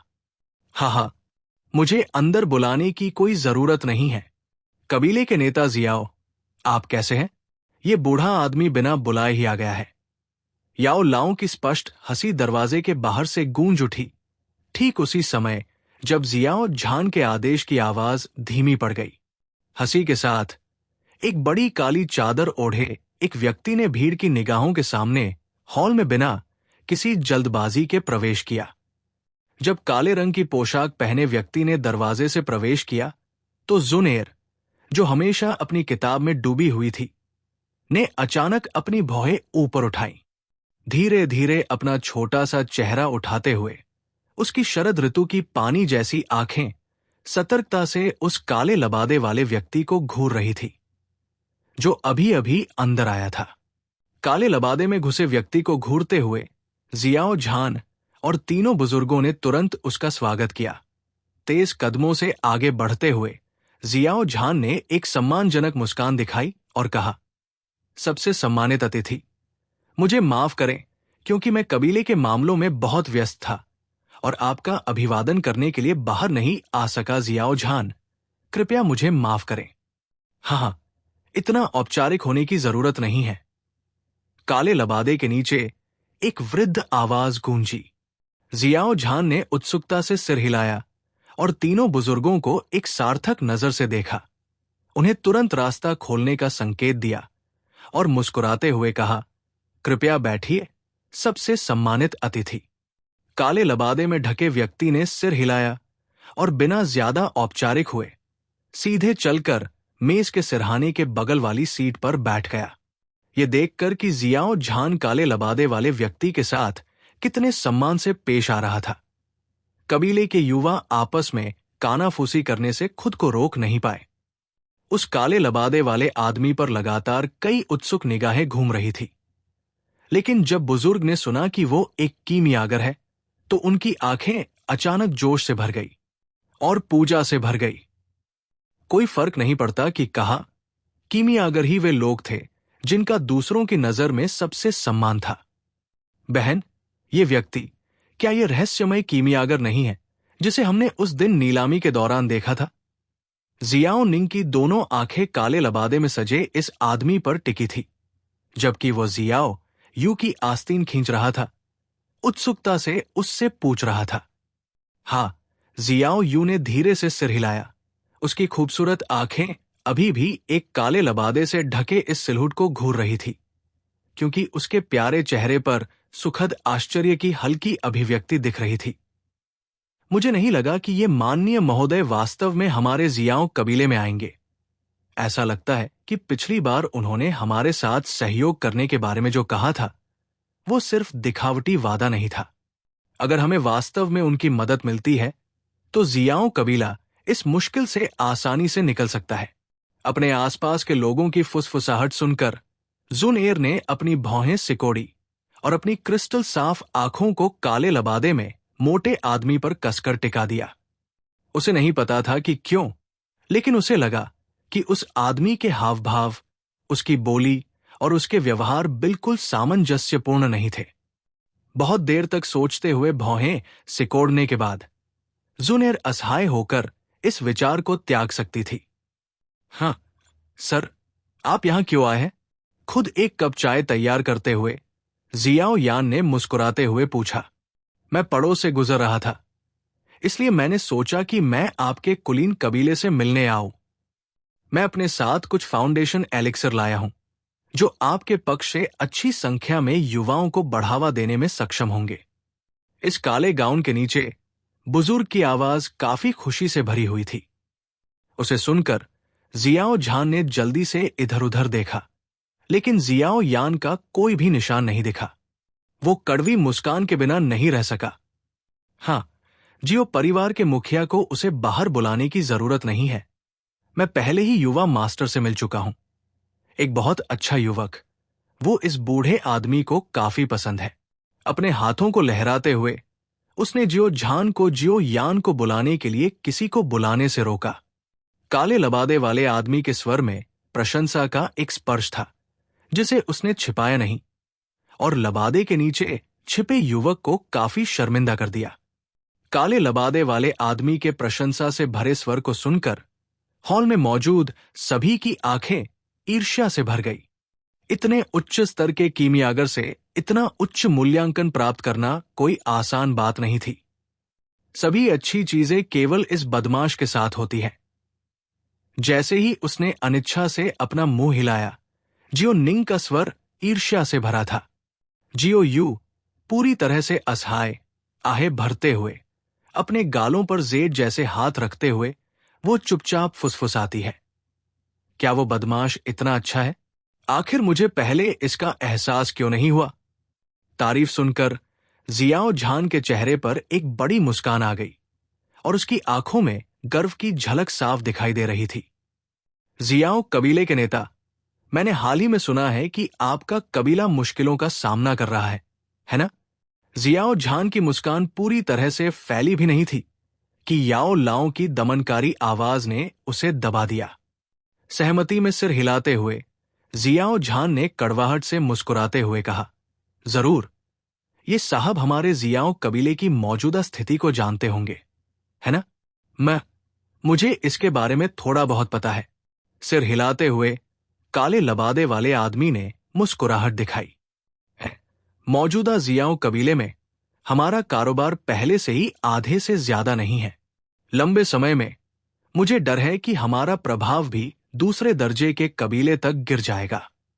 जियाओ झान ने पछतावे में आह भरी, अपनी भौहें सिकोड़ी। उस खास पल में वो कुछ साल बूढ़ा लग रहा था। हाँ, भले ही मैं जियाओ कबीले के साथ इतना करीब नहीं हूं, लेकिन मैं आपके बेटे के साथ काफी अच्छी तरह से घुल मिल रहा हूं। अगर आप, जियाओ कबीले के नेता, इस बात से डरते नहीं हैं कि इस बूढ़े आदमी के कुछ बुरे इरादे हो सकते हैं, तो साथ मिलकर काम करने के बारे में क्या ख्याल है? काले लबादे वाला आदमी धीरे से मुस्कुराया। उसकी बात सुनकर जियाओ झान पहले तो चौंक गया, लेकिन जल्द ही वो बहुत खुश हो गया। वो बस यही चाहता था। उसने तीनों बुजुर्गों को उत्साह से भरी नजर से देखा और उसके तुरंत बाद बिना किसी हिचकिचाहट के सिर हिलाया। सर, हम आपके साथ सहयोग करना चाहते हैं। वास्तव में हम ऐसा करना पसंद करेंगे। दूसरे स्तर से ऊपर के कीमियागर की सहायता कुछ ऐसी थी जिसके बारे में जियाओ कबीले ने कभी सपने में भी नहीं सोचा था। जियाओ झा ने नहीं सोचा था कि उसके अपने कबीले में कुछ ऐसा है जो दूसरे स्तर के कीमियागर को दिलचस्पी दे सकता है, और कीमियागर के शब्दों को सुनकर कि वो जियाओ कबीले के साथ सहयोग करेगा, जियाओ झान ने अनुमान लगाया कि कीमियागर की मदद करने का कारण जियाओ यान होना चाहिए। ऐसे अवसर के साथ जियाओ झान मौका पाने के लिए संघर्ष करेगा। जियाओ झान की स्वीकृति देखकर काले लबादे वाले आदमी ने सिर हिलाया और लबादे से एक सफेद हथेली दिखाई दी। उसकी उंगली पर लाल रंग की अंगूठी थी और एक झटके से वो तुरंत लाल रोशनी में चमक उठी। युवा की तरह सफेद अपनी हथेली को देखते हुए जियाओ झान चौंक गया। हथेली ने उसे एक परिचित एहसास दिया, लेकिन जियाओ झान के पास अपने डेजा वू की अनुभूति के कारण के बारे में सोचने का समय नहीं था। तुरंत मेज पर जेड की बोतलों का ढेर दिखाई दिया। बड़ी सी मेज पलक झपकते ही पूरी तरह से छोटी छोटी जेड की बोतलों से भर गई। एक भी जगह खाली नहीं बची थी। इस बड़े हॉल के अंदर पतली हवा से प्रकट हुई इन जेड की बोतलों को देखते हुए खिड़की के पास खड़ी हरे रंग की पोशाक वाली महिला को छोड़कर सभी अन्य कबीले के लोग बिना किसी अपवाद के गोलियों की इस भारी मात्रा से इस हद तक चौंक गए कि वे मुश्किल से सांस ले पा रहे थे। यहां उपचारात्मक दवा ब्लड क्लॉटिंग पाउडर की 1283 बोतलें। गुणवत्ता के मामले में ये सबसे अच्छी उपचार दवा नहीं है, लेकिन जिया लाइक कबीले के रिटन स्प्रिंग पाउडर की तुलना में इसके प्रभाव बहुत अधिक उत्कृष्ट है। हॉल में स्तब्ध लोगों को देखकर काले लबादे वाले व्यक्ति ने लापरवाही से अपना माल पेश किया। जियाओ झान मुंह खोले चौंक गया। आसपास की बर्फीली हवा में गहरी सांस ली। ये वास्तव में एक बड़ा व्यवसाय है। शांत हॉल में लाल गर्म निगाहों की भीड़ ने मेज पर रखी छोटी छोटी जेड बोतलों को बिना रुके देखा, जिनकी संख्या 1000 से ज्यादा थी। लगभग किसी ने भी इतनी बड़ी मात्रा में अमृत कभी व्यक्तिगत रूप से नहीं देखा था। उसकी गुलाबी जीभ अवचेतन रूप से उसके लाल होठों को चाट रही थी। जियाओ यू इतने सारे अमृतों को देखकर उतनी ही चकित थी। एक पल बाद उसने खुद को चकित होने से बाहर निकाला और अपनी आंखों में चमक के साथ उसने अपनी नजर काले लबादे वाले व्यक्ति को देखने के लिए घुमाई। खिड़की के पास बैठी हरे कपड़े पहने युवती ने छोटी छोटी जेड बोतलों से भरी मेज पर एक नजर डाली, जिसमें उसकी खूबसूरत शरद ऋतु के पानी की आंखों में एक विस्मयकारी नजर चमक रही थी। उसकी नजर एक बार फिर काले लबादे वाले व्यक्ति पर पड़ी। कुछ भी संदिग्ध न पाकर वो अपने हाथ में साधारण किताब को देखती रही। हॉल के पूर्ण सन्नाटे में काले लबादे वाले व्यक्ति ने धीरे से खांसी, जिससे उसके बगल में बैठा व्यक्ति जियाओ झान वास्तविकता में वापस आ गया। जियाओ झान शर्म से लाल हो गया और उसने शर्मिंदगी से हंसी निकाली। जैसे ही उसने काले लबादे वाले कीमियागर की ओर देखा, उसकी निगाहों में सम्मान का भाव एक और स्तर पर पहुंच गया था। हर कीमियागर एक बार में आसानी से 1000 से ज्यादा हीलिंग मेडिसिन नहीं ला सकता। सर, आपको जियाओ कबीले की मौजूदा स्थिति के बारे में पता होना चाहिए। हमें अपनी खोई हुई लोकप्रियता वापस पाने के लिए हीलिंग मेडिसिन की जरूरत है। जियाओ कबीले के लिए आपके काम निस्संदेह उस समय मदद कर रहे हैं जब हमें इसकी सबसे ज्यादा जरूरत है। जियाओ झान ने कृतज्ञतापूर्वक कहा। अपने आप में थोड़ा बुदबुदाते हुए जियाओ झान ने फिर से बोलने से पहले झिझकते हुए कहा, क्या होगा? हमारा जियाओ कबीला इन हीलिंग मेडिसिन को बेचने की जिम्मेदारी लेगा। जहां तक कमाई की बात है, सर, आप 90% लेंगे, जबकि बाकी 10% हमें मिलेगा। हालांकि मुझे लगता है कि ऐसा करना हमारे लिए बेशर्मी है। आखिरकार हमें चीजों को व्यवस्थित करने के लिए अभी भी कुछ पैसे चाहिए। सर, आप इस बारे में क्या सोचते हैं? जैसे ही उसने अपना प्रस्ताव पूरा किया, जियाओ झान ने अपने सामने काले लबादे वाले आदमी को घबराहट से देखा। उसे डर था कि वो शर्तों से संतुष्ट नहीं होगा। वर्तमान जियाओ कबीला केवल इस रहस्यमय कीमियागर पर पूरी तरह से निर्भर हो सकता है। हाँ, काले लबादे वाले कीमियागर ने अपना सिर हिलाने से पहले हंसा। ये कार्रवाई देखकर जियाओ झान के चेहरे पर भाव थोड़े बदल गए। जैसे ही वो आखिरी 10% खोने वाला था, एक बूढ़ी आवाज ने बीच में टोका, जिससे वो चकित और पूरी तरह से असमंजस में पड़ गया। कबीले का नेता जियाओ बहुत विनम्र है। हालांकि अमृत मेरे द्वारा परिष्कृत किया गया है। बिक्री करना कोई आसान काम नहीं है। मैं आपका फायदा कैसे उठा सकता हूं? चलो इसे बराबर बांट लेते हैं, 50 से 50। हाँ, काले लबादे वाले आदमी के शब्दों पर मूल रूप से चिंतित 3 बुजुर्गों और बाकी कबीले के लोगों ने अचानक चौंक कर अपना मुंह खोला। काफी देर बाद उन्होंने अवचेतन रूप से अपने कानों को छुआ, संदेह करते हुए कि क्या शब्द वास्तविक थे या नहीं। 50 से 50? ये सर, क्या वो जियाओ कबीले के प्रति बहुत विचारशील नहीं है? वर्तमान स्थिति को देखते हुए भले ही वो 100% लाभ चाहता हो, जियाओ कबीले में कोई भी विरोध करने की हिम्मत नहीं करेगा। मांस के पकौड़े आसमान से गिरे हैं। ये वाक्यांश सभी के दिलों में गूंज रहा था जब वे एक दूसरे की ओर देख रहे थे। काफी देर बाद जियाओ झान धीरे धीरे अपने होश में आया। उसने एक गहरी सांस ली और फिर फूट फूट कर हंसते हुए कहा, सर, आपके शब्दों ने हमें अभिभूत कर दिया है। हम आपकी समय पर की गई सहायता के लिए पहले से ही वास्तव में आभारी हैं। हम आपका और कोई फायदा कैसे उठा सकते हैं? जैसे कि ये कोई महत्व नहीं रखता था, काले लबादे वाले आदमी ने अपने हाथ हिलाए और आत्मसंतुष्ट होकर हंसा। यह थोड़ा सा लाभ मेरे लिए कोई दिलचस्पी नहीं रखता। अगर यह तथ्य न होता कि आप कभी भी आराम से नहीं रहते, तो सच कहूं तो मैं 50% भी इकट्ठा करने में बहुत आलसी हो जाता।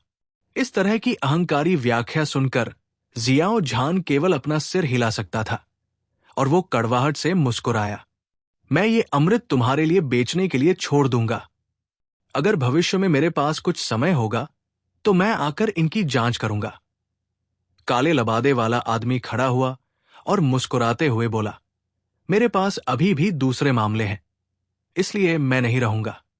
कबीले के नेता जियाओं को मुझे भेजने की जरूरत नहीं है, इसके बजाय जाकर बिक्री की व्यवस्था करें। खारिज करने के लहजे में वो सभी की निगाहों के सामने हॉल से बाहर चला गया। कमरे से पूरी तरह बाहर निकलने से पहले काले लबादे वाले कीमियागर के कदम अचानक रुक गए। हल्के से हंसते हुए उसने कहा, जाने से पहले मैं कुछ और शब्द कहूंगा। जियाओ यान वास्तव में बुरा नहीं है। हाँ, अलविदा। ये कथन सुनकर जियाओ झान ने अपना सिर रगड़ा। वो कुछ कहने ही वाला था कि काले लबादे वाला आदमी पहले ही हॉल से बाहर निकल गया था। धीरे धीरे कोने के आसपास नजरों से ओझल हो गया।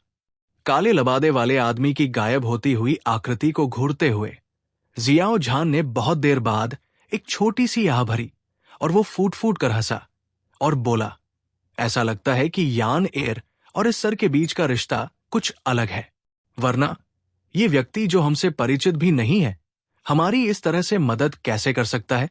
तीनों बुजुर्गों ने एक दूसरे को देखा और एक गहरी सांस ली और सिर हिलाया।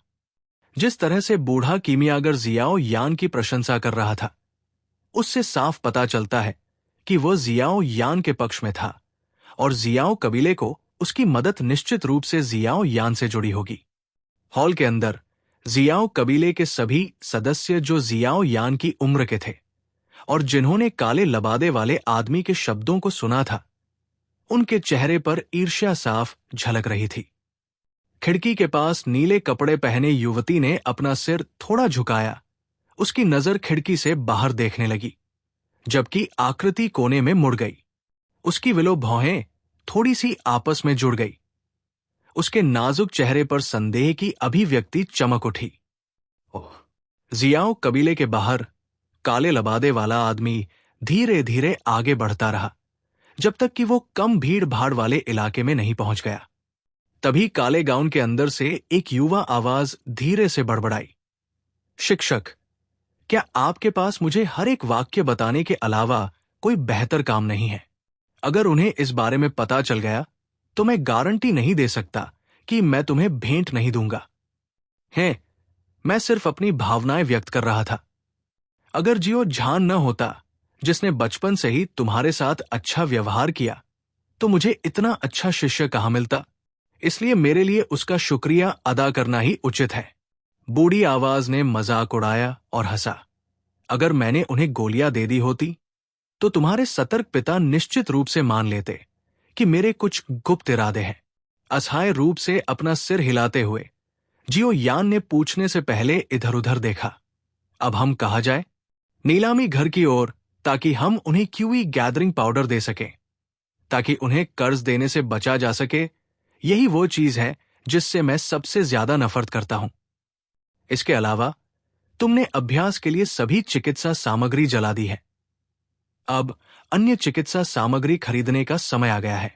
याओ लाओ ने मुस्कुराते हुए कहा। जियो यान ने इन शब्दों को स्वीकार करने के लिए सिर हिलाया। कुछ उम्मीदों के साथ उसने प्यार से मुस्कुराते हुए पूछा, गुरुजी, क्या वर्तमान में मुझे प्रथम श्रेणी के कीमियागर के रूप में गिना जा सकता है? आपको लगता है कि सिर्फ इसलिए कि आपने कुछ दिनों की दवा को परिष्कृत कर लिया है, आप कीमियागर बन गए हैं? उपचार करने वाली दवा सबसे सरल प्रकार का अमृत है। उस तरह की चीजों को परिष्कृत करना गर्व की बात नहीं है। याओ लाओ ने जियाओ यान पर बेरमी से ठंडे पानी की बौछार करते हुए व्यंग्य किया। अपनी आंखें घुमाते हुए जियाओ यान थोड़ा उदास था। तो फिर मुझे वास्तव में प्रथम श्रेणी के कीमियागर के रूप में कब माना जा सकता है? कीमिया की दुनिया में प्रथम श्रेणी के कीमियागर के लिए न्यूनतम आवश्यकता एक गोली जैसी गोली को परिष्कृत करने में सक्षम होना है, न कि सरल प्रकार की गोली जिसमें आपको बस सार को मिलाकर पेस्ट बनाना होता है। ऐसा लगता है कि मुझे अभी काफी दूर जाना है। इन आवश्यकताओं को सुनकर जियाओ यान ने असहाय रूप से अपना सिर हिलाया और शहर के चौक में नीलामी घर की ओर आगे बढ़ा। Primer auction house, reception lobby.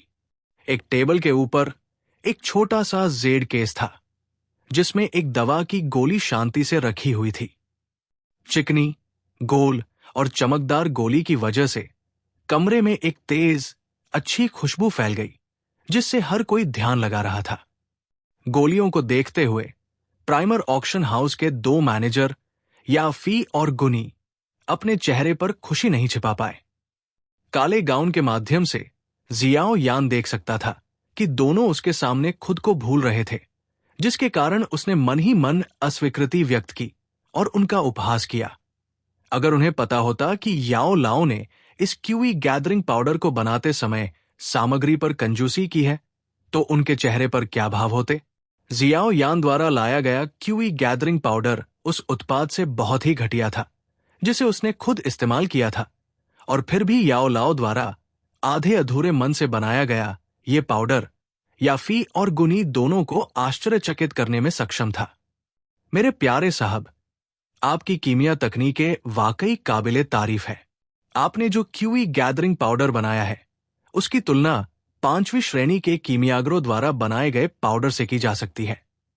गुनी ने पूरे दिल से हल्के हरे रंग की गोली की प्रशंसा की। काले लबादे के नीचे एक बूढ़ी आवाज हल्के से गूंजी, कृपया इस क्यूई गैदरिंग पाउडर को अच्छी तरह से स्वीकार करें।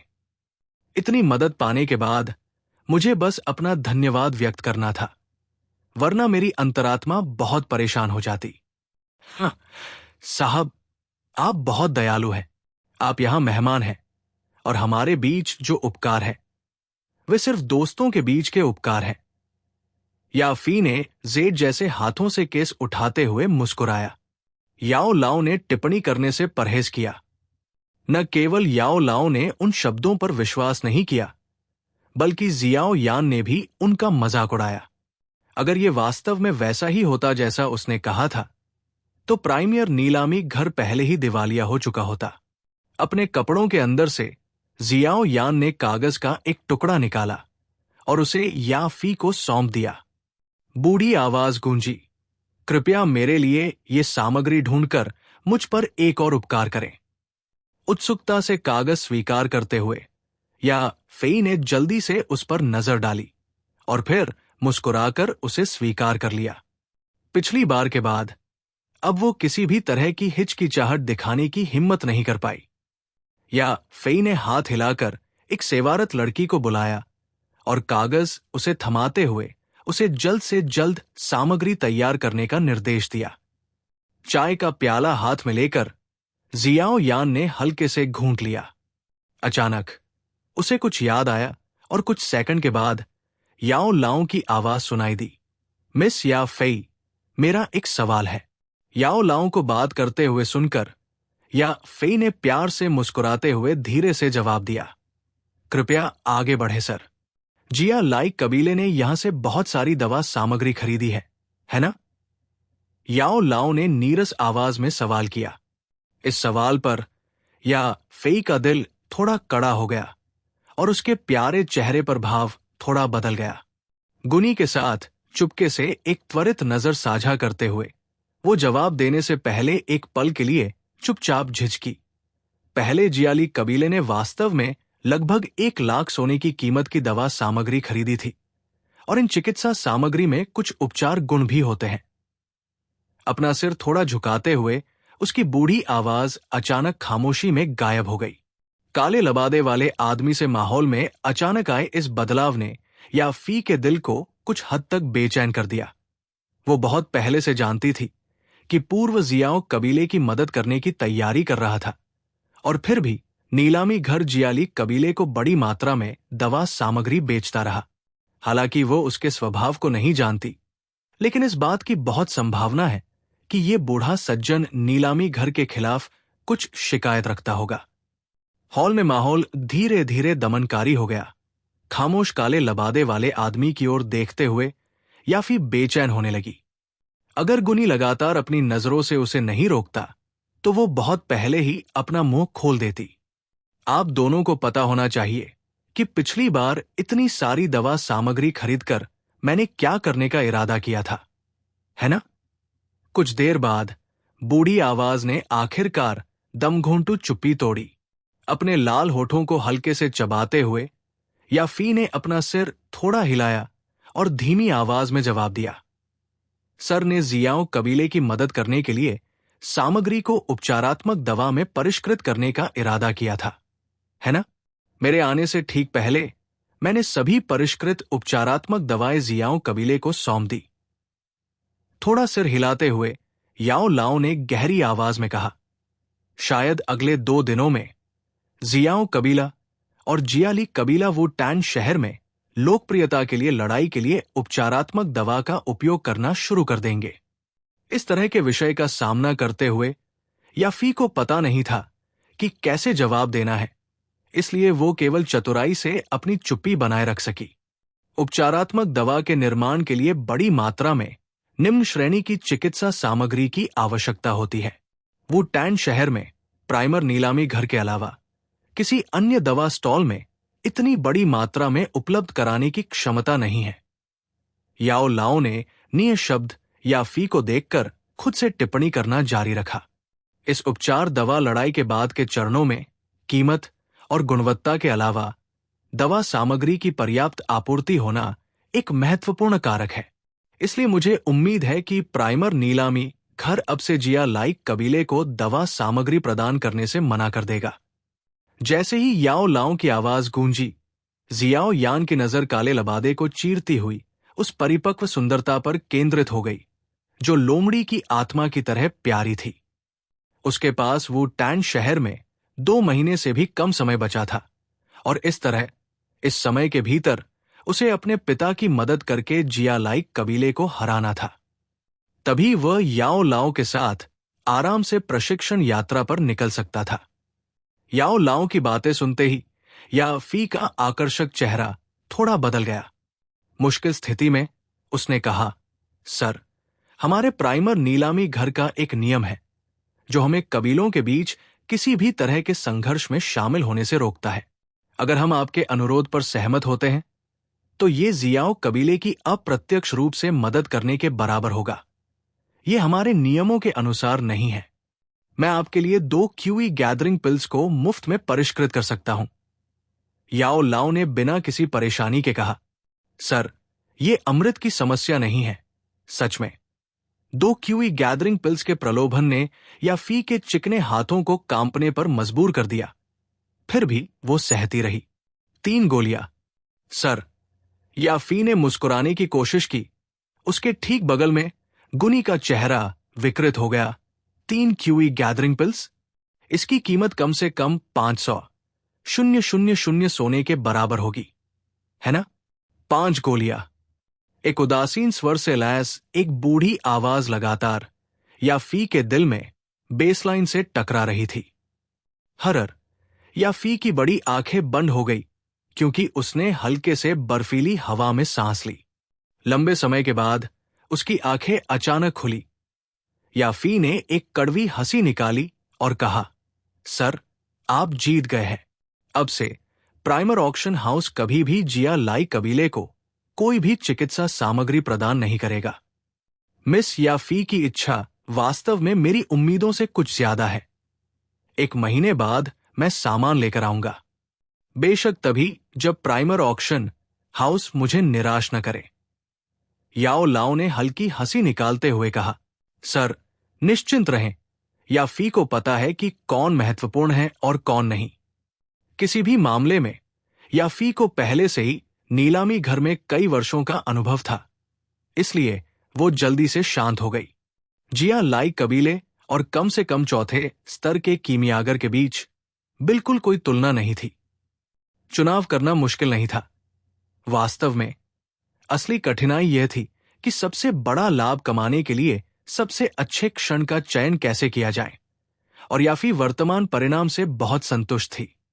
काले कपड़े पहने आदमी को अपने हाथ में मौजूद सामग्री से संतुष्ट होकर लाउंज से बाहर निकलते देखने के बाद ही याफी ने आखिरकार अपने कंधों को आराम दिया। उसका शरीर कुर्सी के ऊपर लिपटा हुआ था, जिससे वो मुड़ी हुई लोमड़ी की तरह दिख रही थी। उसकी इस सुस्त मुद्रा में एक अजीब आकर्षण था। ये प्रिय महोदय वास्तव में साहसी है। याफी ने अपना सिर कुर्सी की ठंडी पीठ पर टिकाते हुए कहा। उसके बगल में गुनी अपना माथा रगड़ रहा था, आहें भरते हुए। गैदरिंग क्यू पाउडर की 5 गोलियां। ये सच है कि वो चौथे दर्जे का कीमियागर है, लेकिन फिर भी क्या उसका व्यवसाय करने का तरीका थोड़ा शानदार नहीं है? याफी ने सिर हिलाया और अपने लाल छोटे होठों को सिकोड़ते हुए खुद का मजाक उड़ाना शुरू किया। मुझे लगा कि मैं उसके दबाव के आगे टिक सकती हूं, लेकिन कौन सोच सकता था। गुनी ने हंसते हुए जवाब दिया, अगर मैं तुम्हारी जगह होती तो मुझे डर है कि जब तक वो तीसरी गोली का जिक्र करता मैं हार मान चुकी होती। तुम मेरी उम्मीदों से बढ़कर 5वीं तक डटे रहें, इसलिए इस पर गर्व करो। मैंने जो दिखाया वह दृढ़ता थी।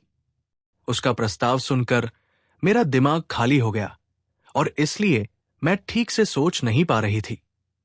लेकिन किसने सोचा होगा कि वो अपने अनुरोध के साथ इतना आगे बढ़ जाएगा और 2 अतिरिक्त गोलियां दे देगा। याफी ने अपनी आंखें घुमाते हुए कहा। वो स्थिति पर हंसने से खुद को नहीं रोक पाई।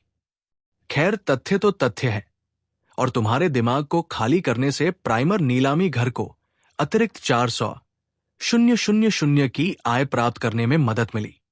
गुनी ने उसकी व्याख्या सुनने के बाद हंसते हुए व्यक्त किया। याफी ने अपने हाथ से अपना मुंह ढक लिया और कुछ कोमल हंसी निकाली। जैसे ही वो अपनी कुर्सी से उठने लगी, उसने आह भरी। लगता है कि जिया लाइक कबीले को अब इसका सामना करना पड़ेगा। गुनी ने भी सहमति जताते हुए अपना सिर हिलाया। लेकिन क्या यह थोड़ा संदिग्ध नहीं लगता? क्या हमारे प्यारे साहब को जियाओं कबीले के लिए बिल्कुल अजनबी नहीं माना जाता? वो उनकी इतनी मदद क्यों कर रहे हैं? वो जिया लाइक कबीले की आपूर्ति श्रृंखला को काटने के लिए क्यूई गैदरिंग पाउडर की 5 गोलियां भी देने को तैयार है। या फी ने कहा, जबकि उसकी आंखों में संदेह की झलक दिखाई दी। कौन जानता है, हमारे सम्मानित कीमियागर निश्चित रूप से रहस्यमय है ना? मुझे नहीं पता था कि जिया मां साम्राज्य में उनके जैसा कोई व्यक्ति था। गुनी ने असहाय होकर कहा। याफी ने थोड़ा सिर हिलाया। उसकी आंखें इधर उधर घूम रही थी। थोड़ा बुदबुदाने के बाद उसने जवाब दिया, ऐसा लगता है कि जियाओं कबीले के साथ एक अभूतपूर्व संबंध होना जरूरी होगा। इन गोलियों के साथ मैंने नीलामी घर के मुनाफे को 4 गुना बढ़ा दिया है। चलो देखते हैं कि अगले कर्मचारी मूल्यांकन में कोई मुझसे आगे निकल सकता है या नहीं, है ना? ये शब्द कहने के बाद उसके लाल होठों के सिरे पर मुस्कान आ गई। अपने हाथों को पीठ के पीछे रखते हुए वो खुद के लिए एक गाना गुनगुनाते हुए लाउंज से बाहर निकल गई। नीलामी घर से बाहर निकलते हुए जियाओ यान ने एक लंबी सांस ली। धीमी आवाज में उसने कहा, गुरु, आपका बहुत बहुत धन्यवाद। धन्यवाद करने की क्या बात है? अगर जिया लाइक कबीले को जमीन पर नहीं पटका जाता तो क्या तुम ध्यान केंद्रित कर पाते जब मैं तुम्हें प्रशिक्षण यात्रा पर ले जाता? याओ लाओ ने असहाय होकर उत्तर दिया। हे, जियाओ यान मुस्कुराया।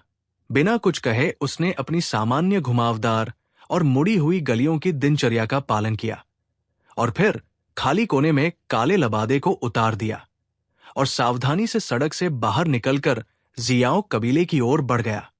कबीले में वापस आकर जब जियाओ यान कभी कभी कबीले के किसी दूसरे सदस्य से मिलता तो वो महसूस कर सकता था कि उनकी निगाहें और भी ज्यादा ईर्ष्या से भरी हुई थी। जाहिर है, आज हॉल में जो कुछ हुआ था उसकी बात कबीले में फैल गई थी। जियाओ यान ने इन नजरों को अनदेखा करते हुए अपने कमरे की ओर अपनी धीमी यात्रा जारी रखी। जैसे ही वो एक कोने में मुड़ा, लाल रंग की एक लड़की अचानक सामने आ गई और टक्कर मारने की राह पर थी। शुक्र है कि जियाओ यान ने समय रहते ब्रेक लगा दिया, जिससे वो अजीबोगरीब दुर्घटना टल गई जो होने वाली थी। जियाओ यांगेगे, मैंने आखिरकार तुम्हें पा लिया। लाल रंग की लड़की एक कदम पीछे हटी और अपना सिर उठाया। उसके युवा और शुद्ध चेहरे में एक अलग तरह का आकर्षण था। यह संयोजन थोड़ा विरोधाभासी था, जिससे लड़की में समान उम्र की अन्य लड़कियों की तुलना में थोड़ा अधिक अवर्णनीय आकर्षण था। इस तरह के आकर्षण ने जियाओ यान को कुछ और बार देखने पर मजबूर कर दिया। ये लड़की जिसका चेहरा खुशी से भरा था, कोई और नहीं बल्कि जियाओ मेई थी। जियाओ यान की नजर जियाओ मेई के सुंदर चेहरे पर पड़ी। अपनी नाक रगड़ते हुए उसने नीरस आवाज में पूछा, क्या कुछ है? जैसे ही उसने ये कुछ अपरिचित अभिवादन सुना, जियाओ मेई का चमकता हुआ चेहरा थोड़ा काला पड़ गया। उसने धीमी आवाज में जवाब दिया, कबीले का नेता चाहता है कि जियाओ यान गेगे अध्ययन कक्ष में जाए। थोड़ा चौंक कर जियाओ यान ने सिर हिलाया और जवाब में मुस्कुराया, ठीक है, समझ गया, धन्यवाद। उसने सामने के आंगन में स्थित अध्ययन कक्ष की ओर मुड़ने से पहले अलविदा कहा। जियाओ यान बियाओगे, पहले के लिए धन्यवाद, जियाओ मेई ने धीरे से कहा, क्योंकि उसने जियाओ यान के सीधे और स्पष्ट कदमों को दूर जाते हुए देखा। उसकी आंखों में निराशा की एक झलक देखी जा सकती थी, क्योंकि उसने अपने होंठ काटे। जियाओ यान ने अपने कदम रोक दिए और बिना मुड़े जियाओ मेई की ओर सुरुचिपूर्ण ढंग से हाथ हिलाया। शांत भाव से जवाब दिया, कोई बात नहीं। जियाओ यान की पीछे हटती हुई आकृति को देखते हुए अचानक जियाओ मेई ने हिम्मत जुटाकर पूछा, जियाओ यान बियाओगे, क्या तुम जियानान अकादमी के लिए नामांकन परीक्षा में भाग लोगे? शायद। अपने सिर के पीछे दोनों हाथ रखकर जियाओ याओ धीरे धीरे और धीरे धीरे चले गए, पीछे ये शब्द छोड़ते हुए। जब जियाओ मेई ने जियाओ यान का जवाब सुना तो उसका उदास लेकिन सुंदर चेहरा आखिरकार चमक उठा। अपने हाथों को मुट्ठी में बंद करके वो वहीं खड़ी रही और जियाओ यान की आकृति को अंततः दृष्टि से ओझल होते हुए देखा। फिर हल्के से और कड़वाहट से आहें भरते हुए और पीछे मुड़कर जाने के लिए मुड़ी। जियाओ यान कबीले में टहलता रहा और आखिरकार एक विशाल कमरे के सामने पहुंच गया। हल्के से दरवाजे पर दस्तक देते हुए उसने धीरे से दरवाजा खोला और अंदर घुस गया। कमरे में जियाओ झान और 3 बुजुर्ग कुछ चर्चा कर रहे थे, लेकिन जैसे ही उन्होंने जियाओ यान को अंदर आते देखा, उन्होंने एक साथ अपने मुंह बंद कर लिए। पिताजी, आप मुझे ढूंढ रहे थे? चेहरे पर मुस्कान लिए जियाओ यान ने आगे बढ़कर पूछा। जियाओ झान ने भी सिर हिलाते हुए मुस्कुराया। तीनों बुजुर्गों की तरफ देखते हुए उसने धीमी आवाज में पूछने से पहले झिझकते हुए कहा, तुम्हें उस बूढ़े साहब को देखना चाहिए था ना? हां। जियाओ यान ने अपना सिर झुकाया। स्वाभाविक रूप से वो जानता था कि जियाओ झान किस बारे में बात कर रहा था। क्या तुम जानते हो कि वो कहां से आया है? जियाओ झान ने बड़बड़ाया, मैं उसे बहुत कम समय से जानता हूं। मैं उसकी उत्पत्ति के बारे में कैसे पता लगा सकता हूं? ये जियाओ यान के दिल से निकले शब्द थे, क्योंकि वो वास्तव में नहीं जानता था कि याओ लाओ कहां से आया था। लेकिन मैं जानता हूं कि वो एक कीमियागर है। जियाओ यान ने मुस्कुराते हुए कहा। बकवास। जियाओ झान ने अपनी आंखें घुमाई और पूरे खेल में डांटते हुए मुस्कुराया। जियाओ झान ने अपना सिर हिलाया और हंसा। एक बेहतरीन मूड के साथ उसने जियाओ यान से याओ लाओ के बारे में कुछ और सवाल पूछना जारी रखा। हालांकि जियाओ यान के उलझे हुए और मूर्खतापूर्ण उत्तरों का मतलब था कि अंत में जियाओ झान कुछ भी पता लगाने में कामयाब नहीं हुआ। तुम छोटे बदमाश हो। मैं ये भी नहीं बता सकता कि तुम दिखावा कर रहे हो या नहीं। जैसे ही उसने पूरी तरह से अनजान जियाओ यान को देखा, जियाओ झान असहाय होकर अपना सिर हिलाने से खुद को नहीं रोक सका। अपने हाथ को हिलाते हुए उसने बोलना जारी रखा, इसे भूल जाओ, जाओ, और जो कुछ भी तुम कर रहे थे उसे जारी रखो। अगर भविष्य में तुम उस बूढ़े साहब से मिलते हो तो उसे नाराज मत करना। जियाओ कबीले का भविष्य उस पर निर्भर करता है। जियाओ यान ने अपने कंधे उचका दिए, टिप्पणी करने से इनकार कर दिया। अरे जियाओ यान, तुम्हारी वर्तमान आभा कुछ मजबूत लगती है। प्रथम एल्डर ने जियाओ यान को घूरा और अचानक हकलाते हुए बोला। प्रथम एल्डर के शब्दों पर जियाओ झान भी चौंक गया। उसने अपनी नजर जियाओ यान पर केंद्रित कर दी। एक क्षण बाद उसका मुंह धीरे धीरे खुला और उसने विस्मय में कहा, तुमने डूजे को सफलता दिलाई है। ये शब्द सुनकर दूसरे और तीसरे बुजुर्ग के मुंह के कोने खुल गए, क्योंकि वे अपने सामने खड़े युवा को अविश्वास से देख रहे थे। हिच।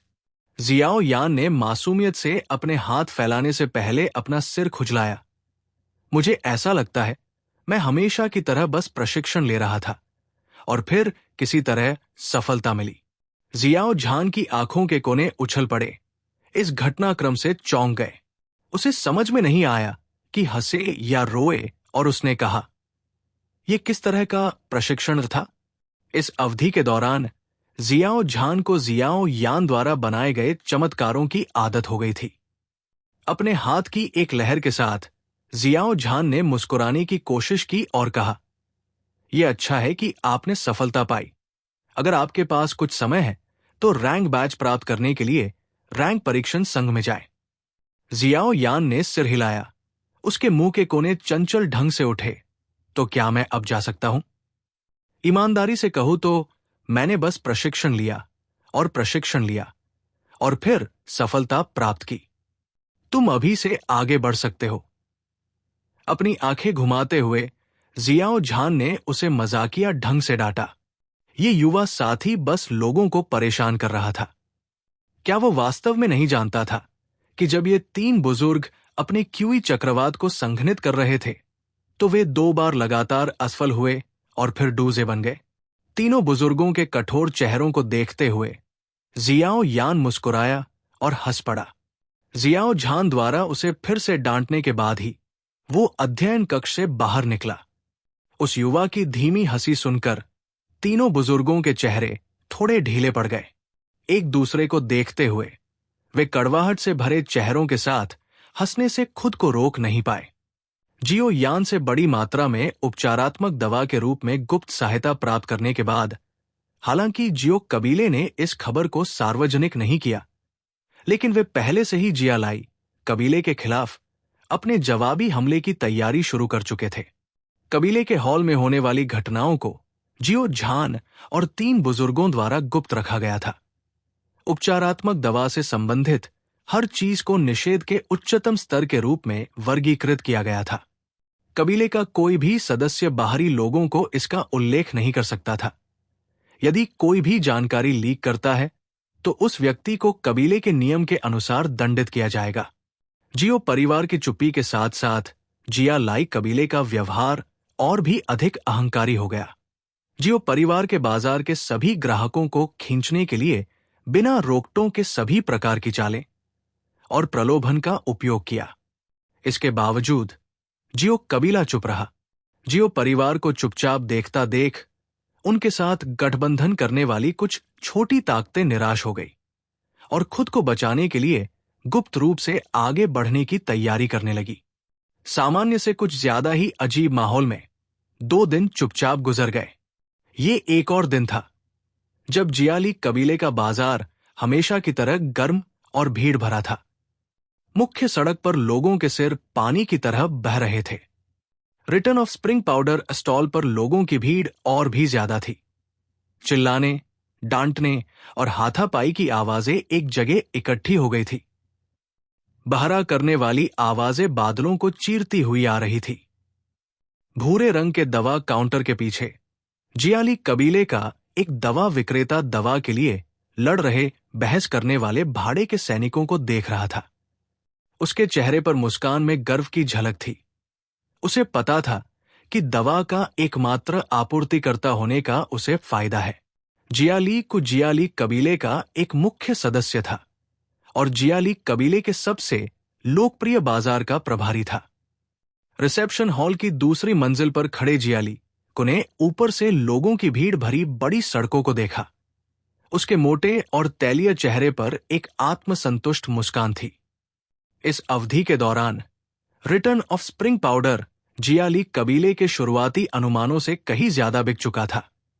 लाभों के भारी प्रलोभन के तहत जियाली कबीले अब संतुष्ट नहीं थे, क्योंकि उन्होंने कीमत 100 सोने से 300 सोने तक बढ़ा दी थी। शुरू में कई भाड़े के सैनिकों को मूल्य वृद्धि से घृणा थी। हालांकि रिटर्न ऑफ स्प्रिंग पाउडर के लिए कोई अन्य आपूर्तिकर्ता नहीं था, इसलिए वे केवल थोड़ी देर के लिए शोर मचा सकते थे और शिकायत कर सकते थे।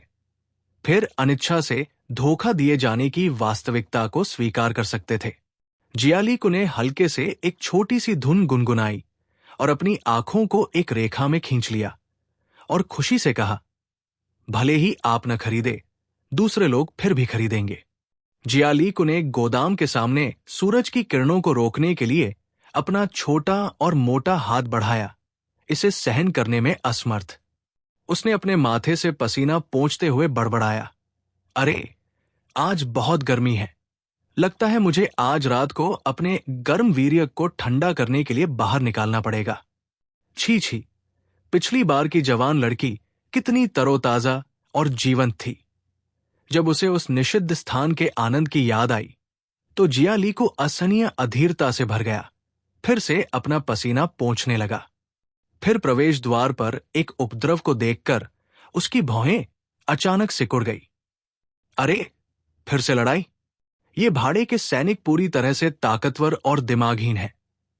क्या उन्हें नहीं पता कि जो चीजें वे तोड़ते हैं उन्हें ठीक करने में पैसे लगते हैं? जब जियालीकु ने उपद्रव को देखा तो वह झुंझलाहट में कोसने से खुद को रोक नहीं सका। जियो कबीले के बाजार ने भी उपचार की दवाएं बेचना शुरू कर दिया है। जब जियालीकु उपद्रव को शांत करने के लिए गार्ड भेजने की तैयारी कर रहा था तो अचानक मुख्य सड़क से एक जोरदार चीख सुनाई दी।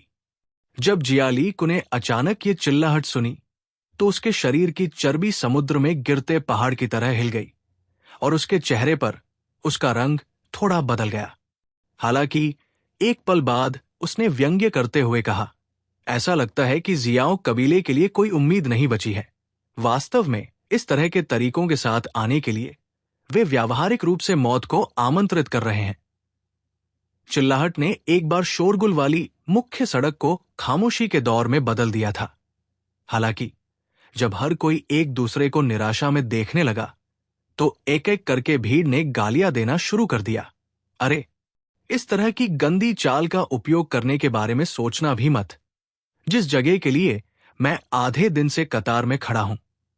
ये स्पष्ट था कि इन लोगों का मानना था कि ये चिल्लाहट बेशर्मी से कतार में आगे बढ़ने का मौका लेने की एक चाल थी।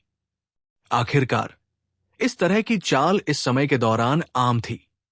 गालियां देने के बाद इन लोगों ने फिर से स्प्रिंग पाउडर की वापसी के लिए अपनी दौड़ जारी रखी।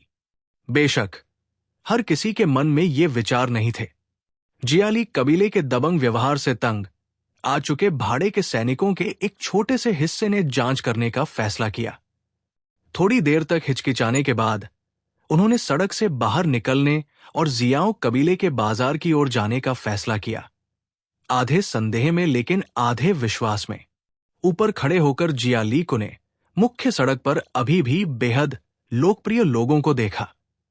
वो गर्व से हंसने से खुद को रोक नहीं पाया और चालाकी से बोला, जियो कबीला, अरे, देखते हैं तुम कब तक टिक पाते हो।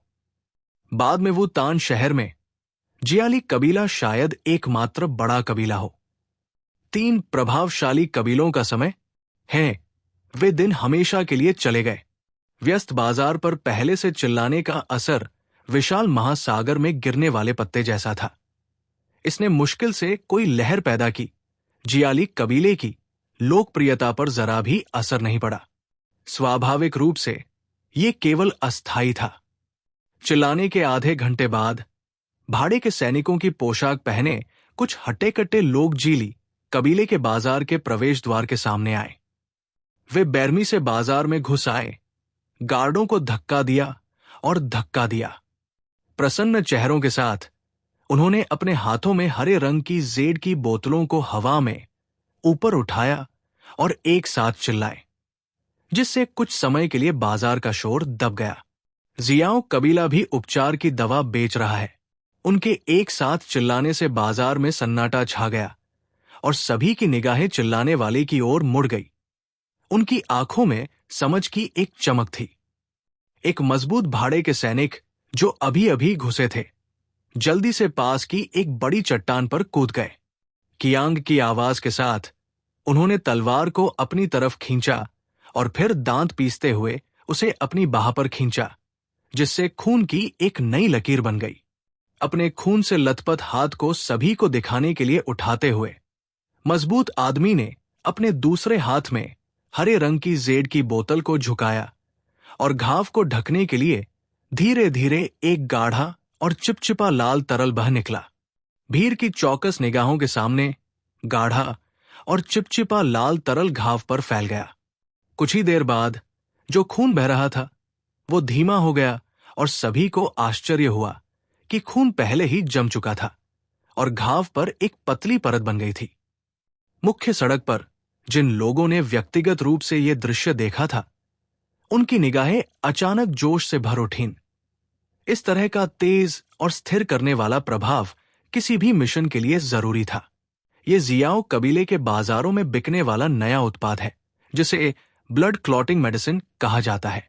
यह न केवल ज्यादा असरदार है, बल्कि इसकी कीमत भी स्प्रिंग ऑफ रिटर्न पाउडर से आधी से ज्यादा कम है। आप लोग किस बात का इंतजार कर रहे हैं? क्या आपको बेवकूफों की तरह जबरन वसूली करना अच्छा लगता है, फिर भी नहीं भाग रहे? उस मोटे भाड़े के सिपाही ने जेड की बोतल उठाई और अपना मुंह खोला और बेतहाशा हंसा। मुख्य सड़क पर सन्नाटा था। बाजार में अभी अभी घुसे भाड़े के एक सिपाही ने उस मोटे आदमी के हाथ में मौजूद हरे रंग की बोतल को घूर कर देखा। एक पल बाद वो अचानक पलटा और भाग गया। बाजार से बेतहाशा भागे हुए आदमी की परछाई को देखते हुए बाजार में मौजूद भीड़ थोड़ी सी डगमगाई और फिर जोर से भाग गई। साथ में उनके कदमों से जमीन कांपने लगी, क्योंकि भीड़ बाजार से बेतहाशा भाग रही थी। चट्टान पर पागल भीड़ को देखकर उस मोटे भाड़े के सैनिक के चेहरे पर एक अजीब सी मुस्कान तैर गई। जैसे ही हवा उस मोटे आदमी के कपड़ों पर बही, एक जियाओ कबीले का प्रतीक थोड़ा सा दिखाई दिया। भारी हंगामे के बाद पहले से चहल पहल वाला बाजार अचानक सुनसान हो गया। कुछ व्यापारियों के अलावा जो अभी भी इस दृश्य को देखकर अचंभित थे। मुख्य सड़क पर बमुश्किल कोई बचा था। जियाओ कबीले ने अपना जवाबी हमला शुरू कर दिया है। ये विचार सभी व्यापारियों के मन में आया, क्योंकि वे अब खाली मुख्य सड़क पर देख रहे थे। उन्होंने एक दूसरे की ओर देखा और एक साथ अपने सिर उठाकर जियालीकू को देखा। इस समय एक बार खुश रहने वाला मोटा आदमी पहले से ही मौके पर लकवाग्रस्त था और उसके चेहरे पर मौत जैसा पीलापन था। इस बीच जियाली कबीले के अन्य बाजारों में भी ऐसी ही स्थितियां हो रही थी। चमकदार रोशनी वाले हॉल में माहौल दमघोंटू और दमनकारी लग रहा था। हॉल के बीच में एक टेबल थी और उसके बीच में एक छोटी हरी जेड की बोतल रखी थी। उस बोतल से हल्की सी दवा की गंध आ रही थी। हॉल में बहुत से लोग बैठे थे। उनके पहनावे से यह स्पष्ट था कि वे जियाली कबीले के कई उच्च पदस्थ लोग थे। जियालीकू भी उनके बीच बैठा था। हॉल में सबसे बाईं ओर एक सफेद कपड़े पहने युवक कुर्सी के पीछे सुस्ती से लेटा हुआ था। सच में युवक बहुत आकर्षक लग रहा था, अगर उसकी आंखों में बार बार कामुकता भरी नजरें न चमकती, जो उसकी छवि को खराब कर रही थी। जब वो लेटा हुआ था तो उसका एक हाथ उसके बगल में बैठी सुंदर नौकरानी के कपड़ों में धीरे धीरे घुसता हुआ दिखाई दे रहा था। हालांकि उसके आसपास इतने सारे लोग थे, लेकिन किसी को भी इस तरह की बेलगाम हरकत की परवाह नहीं थी। सुंदर नौकरानी के गाल युवक की अश्लील हरकत से थोड़े पीले पड़ गए, लेकिन उसने एक भी आवाज नहीं निकाली। लेकिन यह स्पष्ट था कि उसकी आंखों में एक कांपती हुई संयमित नजर आ रही थी, जबकि उसका कोमल शरीर लगातार कांप रहा था। ये ब्लड क्लॉटिंग मेडिसिन है, जिसे जियाओ कबीले ने अचानक बनाया था और अब बाजारों में हमारी लोकप्रियता पहले ही कम होने लगी है। जियालीबी ने उदास चेहरे के साथ मेज पर रखी छोटी हरी बोतल को देखा। ऐसा अभिनय किया जैसे उसने सफेद कपड़े पहने युवक की किसी भी असभ्य हरकत को नहीं देखा हो। जियाओ कबीले के पास उपचार की दवा कैसे हो सकती है? क्या ऐसा हो सकता है कि वे एक कीमियागर को भी लाने में कामयाब हो गए हों? जिया ली एओ, जो अक्सर जियाओ यान से भिड़ जाता था, ने भौहें सिकोड़ने और पूछने से पहले अपने बगल में सफेद कपड़े पहने आदमी पर एक नजर डाली। जियालीबी ने अपनी पुरानी झुर्रीदार आंखों को सिकोड़ा। उसके चेहरे पर एक बदसूरत भाव था। क्या किसी को वो रहस्यमय कीमियागर याद है जिससे हम नीलामी घर में मिले थे? उस समय वो जियाओ कबीले का पक्षधर लग रहा था। अगर ये रक्त का थक्का जमाने वाली दवा उसके द्वारा परिष्कृत की जाती है तो हम बड़ी मुसीबत में पड़ जाएंगे।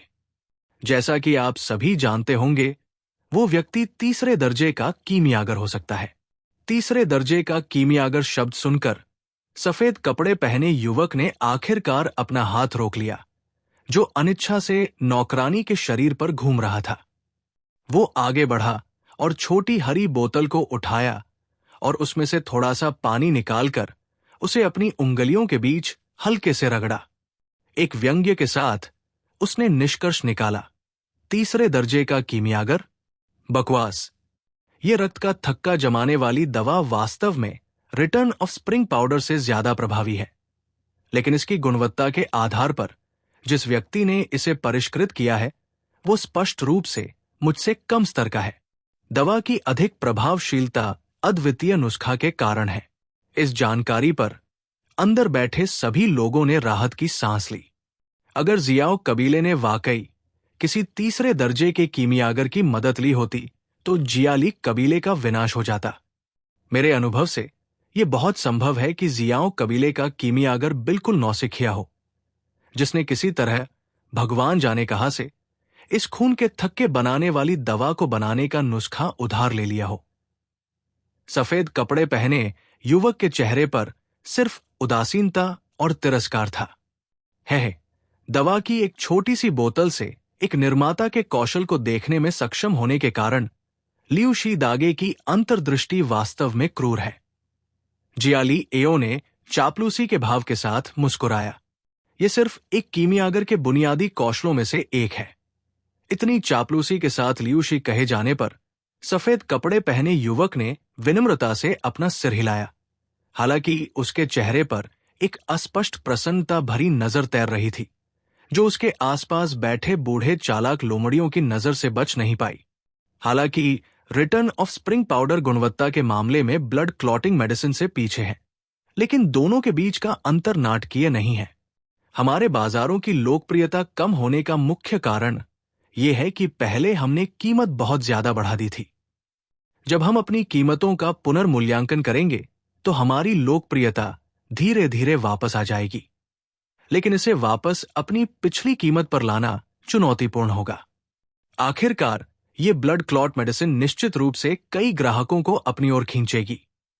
ऐसा लगता है कि भविष्य में जियाओ कबीला भी वो तांग शहर के हीलिंग मेडिसिन मार्केट में पैर जमा लेगा। जिया लीबी ने धीरे से बुदबुदाया, कीमतों का पुनर्मूल्यांकन करें। इन शब्दों पर लियू म्यू ने अपनी भौहें सिकोड़ ली। जाहिर तौर पर किसी भी अचानक कीमत में कमी को झेलने के लिए तैयार नहीं थे, क्योंकि उन्हें पहले से ही उच्च कीमतों की आदत हो गई थी। लियू म्यू के चेहरे पर भाव देखकर जिया लीबी ने मन ही मन लियू म्यू को कोसा कि वो कितने नासंभ हैं, और फिर अपने चेहरे पर मुस्कान के साथ समझाया, श्री लियू म्यू, मौजूदा बाजार की स्थिति पहले जैसी नहीं है। पहले हमने वो तांग शहर में चिकित्सा दवा बाजार पर एकाधिकार कर रखा था, लेकिन अब ऐसा नहीं है। इसलिए हमें अपनी लोकप्रियता वापस पाने के लिए अपनी कीमतें कम करने की जरूरत है। लियू म्यू ने अनिच्छा से अपना सिर हिलाया, अपने होंठ सिकोड़ते हुए कहा, जो चाहो करो, लेकिन याद रखो, भले ही तुम कीमत कम कर दो, फिर भी मुझे वो हिस्सा मिलेगा जिसके बारे में हमने तब बात की थी जब दवा की कीमत 300 सोने की थी। जिया लीबी की आंखें झपकने से नहीं रोक पाई, क्योंकि उनके मन में क्रोध के बादल छाने लगे थे। उन्होंने शांत होने के लिए गहरी सांस ली। उनके चेहरे पर अभी भी मुस्कुराहट थी, हालांकि ये थोड़ा ठंडा लग रहा था। हाँ, बिल्कुल, मैं निश्चित रूप से लियू म्यू के हिस्से का भुगतान करूंगा, जैसा कि हमने तय किया था। ठीक है, उनके चेहरे पर संतुष्टि का भाव था। लियू म्यू ने अपना सिर हिलाया और एक बार फिर अपनी सीट पर लौट आए। पहले से भी अधिक बेलगाम, उन्होंने सुंदर नौकरानी को अपनी गोद में खींच लिया। श्री लियू म्यू, हमारे पास बहुत अधिक रिटर्न ऑफ स्प्रिंग पाउडर नहीं बचा है। इससे पहले मैंने पहले ही लोगों को प्राइमर नीलामी घर में सामग्री खरीदने के लिए भेज दिया है। जब समय आएगा तो मुझे डर है कि मुझे आपको फिर से असुविधा होगी, जिया लीबी ने मुस्कुराते हुए कहा। इसके अलावा मैं कल मूल्यवान तागे एयर डेजर्ट स्नेक वुमन की एक जोड़ी खरीदने में कामयाब रहा और मैंने उन्हें पहले ही आपके कमरे में भेज दिया है। जब लियू म्यू ने सुना कि उसे फिर से दवा को परिष्कृत करना है तो उसके चेहरे पर अधीरता की झलक साफ दिखाई दी। फिर भी दो शब्द, स्नेक वुमन, सुनने के बाद अधीरता तुरंत एक विकृत अभिव्यक्ति में बदल गई। उसकी आंखों में वासना की ज्वाला जल रही थी। उसने अपना सिर हिलाया और स्थिति को संभाला। जब तक दवा की पर्याप्त सामग्री है, कबीले के नेता को रिटर्न ऑफ स्प्रिंग पाउडर की मात्रा के बारे में चिंता करने की जरूरत नहीं है। लियू म्यू को देखते ही, जिसे नियंत्रित करना इतना आसान था, जिया लीबी के मुंह के कोनों में तिरस्कार की अभिव्यक्ति बन गई। उसने अंदर ही अंदर उपहास किया। केवल वासना द्वारा नियंत्रित विचारों के साथ कीमिया जानने के अलावा उसके पास कोई अन्य अच्छी बातें नहीं है। जिया लीबी ने अपना सिर हिलाते हुए उपहास किया, अपने चाय के प्याले को दोनों हाथों से अपने मुंह में उठाया और एक घूंट लिया, इससे पहले कि वो उस विषय पर बात करे जिसमें लियू म्यू की सबसे अधिक रुचि थी, यौन संबंध। पूरे समय मुस्कुराते हुए जब वो एक बार फिर लियू म्यू के साथ हल्की फुल्की बातचीत कर रहा था तो एक कबीले का सदस्य जल्दबाजी में हॉल में घुस आया, जल्दी से जिया लीबी के पास पहुंचा और फिर अपना सिर नीचे करके जिया लीबी के कान में धीमी आवाज में कुछ शब्द बोले। चेहरे पर मुस्कान के साथ जिया लीबी ने कबीले के सदस्य की रिपोर्ट सुनी। एक पल बाद उसके चेहरे की मुस्कान गायब हो गई। काचा, उसके हाथ में चाय का प्याला अचानक धूल में मिल गया और धूल और चाय एक साथ मिलकर उसके हाथ से बहते हुए फर्श पर टपकने लगी। उस घटिया प्राइमर नीलामी घर ने मेरे साथ ऐसी चाल चली। अपने चेहरे पर क्रोध से भरा चेहरा लिए जिया लीबी अचानक उठ खड़ा हुआ और गुस्से में दहाड़ने लगा। एक पागल क्यूई अचानक उसके शरीर से बाहर निकल आया और छोटे छोटे बवंडर बनाने लगा जो हवा में फुफकारने लगे। जिया लीबी के सबसे करीब बैठे जियाली एओ को अचानक सांस लेने में दिक्कत होने लगी क्योंकि उनके पिता से निकलने वाली क्यूई ने उन्हें जल्दी से कुछ कदम पीछे खींच लिया। वो बेचैनी से चिल्लाया, पिताजी। जिया ली एओ की चीख ने जिया लीबी को होश में आने दिया। उसका चेहरा थोड़ा सा हिला और फिर ठंडे स्वर में बैठ गया और बोला, प्राइमर ऑक्शन हाउस ने हमारे जियाली कबीले को कोई और दवा सामग्री बेचने से मना कर दिया है। ये शब्द कहते ही पूरा हॉल शोर से भर गया। हर कोई एक दूसरे को निराशा में देखने लगा। उनके चेहरों पर चिंता साफ झलक रही थी। ये कैसे संभव हो सकता है? क्या प्राइमर ऑक्शन हाउस ने हमेशा अपनी तटस्थता को बरकरार नहीं रखा है? वे अचानक जियाली कबीले का विरोध कैसे कर सकते हैं? जिया लीबी के शब्दों पर जियाली कु का चेहरा बदल गया और अनजाने में अपने विचार व्यक्त करते हुए कांप उठा। अगर पर्याप्त प्रोत्साहन होता तो कौन बिना मतलब के अपनी तटस्थता बनाए रखता? जिया लीबी ने जवाब में ठंडी सांस ली और धीरे धीरे आहें भरते हुए कहा। उसने लियू शी की ओर एक नजर डाली जो अपनी क्यूई के कारण दयनीय स्थिति में था और फिर ठंडे स्वर में बोला, मुझे डर है कि इस मामले में जियाओं कबीले का हाथ है। उनके पास प्राइमर ऑक्शन हाउस को हमें दवा सामग्री बेचने से मना करने की क्षमता नहीं होनी चाहिए, है ना? जियाली एओ ने बड़बड़ाया। कौन जानता है कि प्राइमर ऑक्शन हाउस को चलाने के लिए उन्होंने किस तरह की परिस्थितियों का इस्तेमाल किया। जिया लीबी ने अपने बूढ़े चेहरे को सहलाया और बिना जाने क्यों बेचैनी की भावना उसके दिल में भर गई। अब हम क्या कर सकते हैं? पर्याप्त चिकित्सा सामग्री के बिना रिटर्न ऑफ स्प्रिंग पाउडर का हमारा स्टॉक जल्द ही खत्म हो जाएगा। उस समय खाली बाजार के तमाशे का अनुभव करने की बारी हमारी होगी। जिया लीकु ने उत्सुकता से कहा। जिया लीबी ने अपने दांत पीसते हुए ठंडे स्वर में उत्तर दिया, अभी भी हमारे साथ बहुत से मेडिकल सामग्री स्टोर हैं जो हमारे साथ खड़े हैं। पहले लोगों को भेजकर सारी मेडिकल सामग्री खरीद लें ताकि इस समय में हम जितना संभव हो सके उतना अपना भरण पोषण कर सकें। अगर तब भी हम जीवित नहीं रह पाते तो दूसरे शहरों और कस्बों में जाकर ऊंचे दामों पर मेडिकल सामग्री खरीद लें। मुझे नहीं लगता कि जियाओं कबीले का प्रभाव दूसरे आसपास के शहरों और कस्बों तक पहुंच पाएगा। जैसे ही उसके मुंह से ये शब्द निकले, जिया लीबी ने एक और चाय का प्याला लिया। तभी उसे एहसास हुआ कि उसके हाथ हल्के से कांप रहे थे। मुंह में लार भरकर निगलते हुए जिया लीबी को एक अजीब सा एहसास हुआ कि जियाली कबीले ने कुछ ऐसा किया है जिसे कभी नहीं छूना चाहिए था।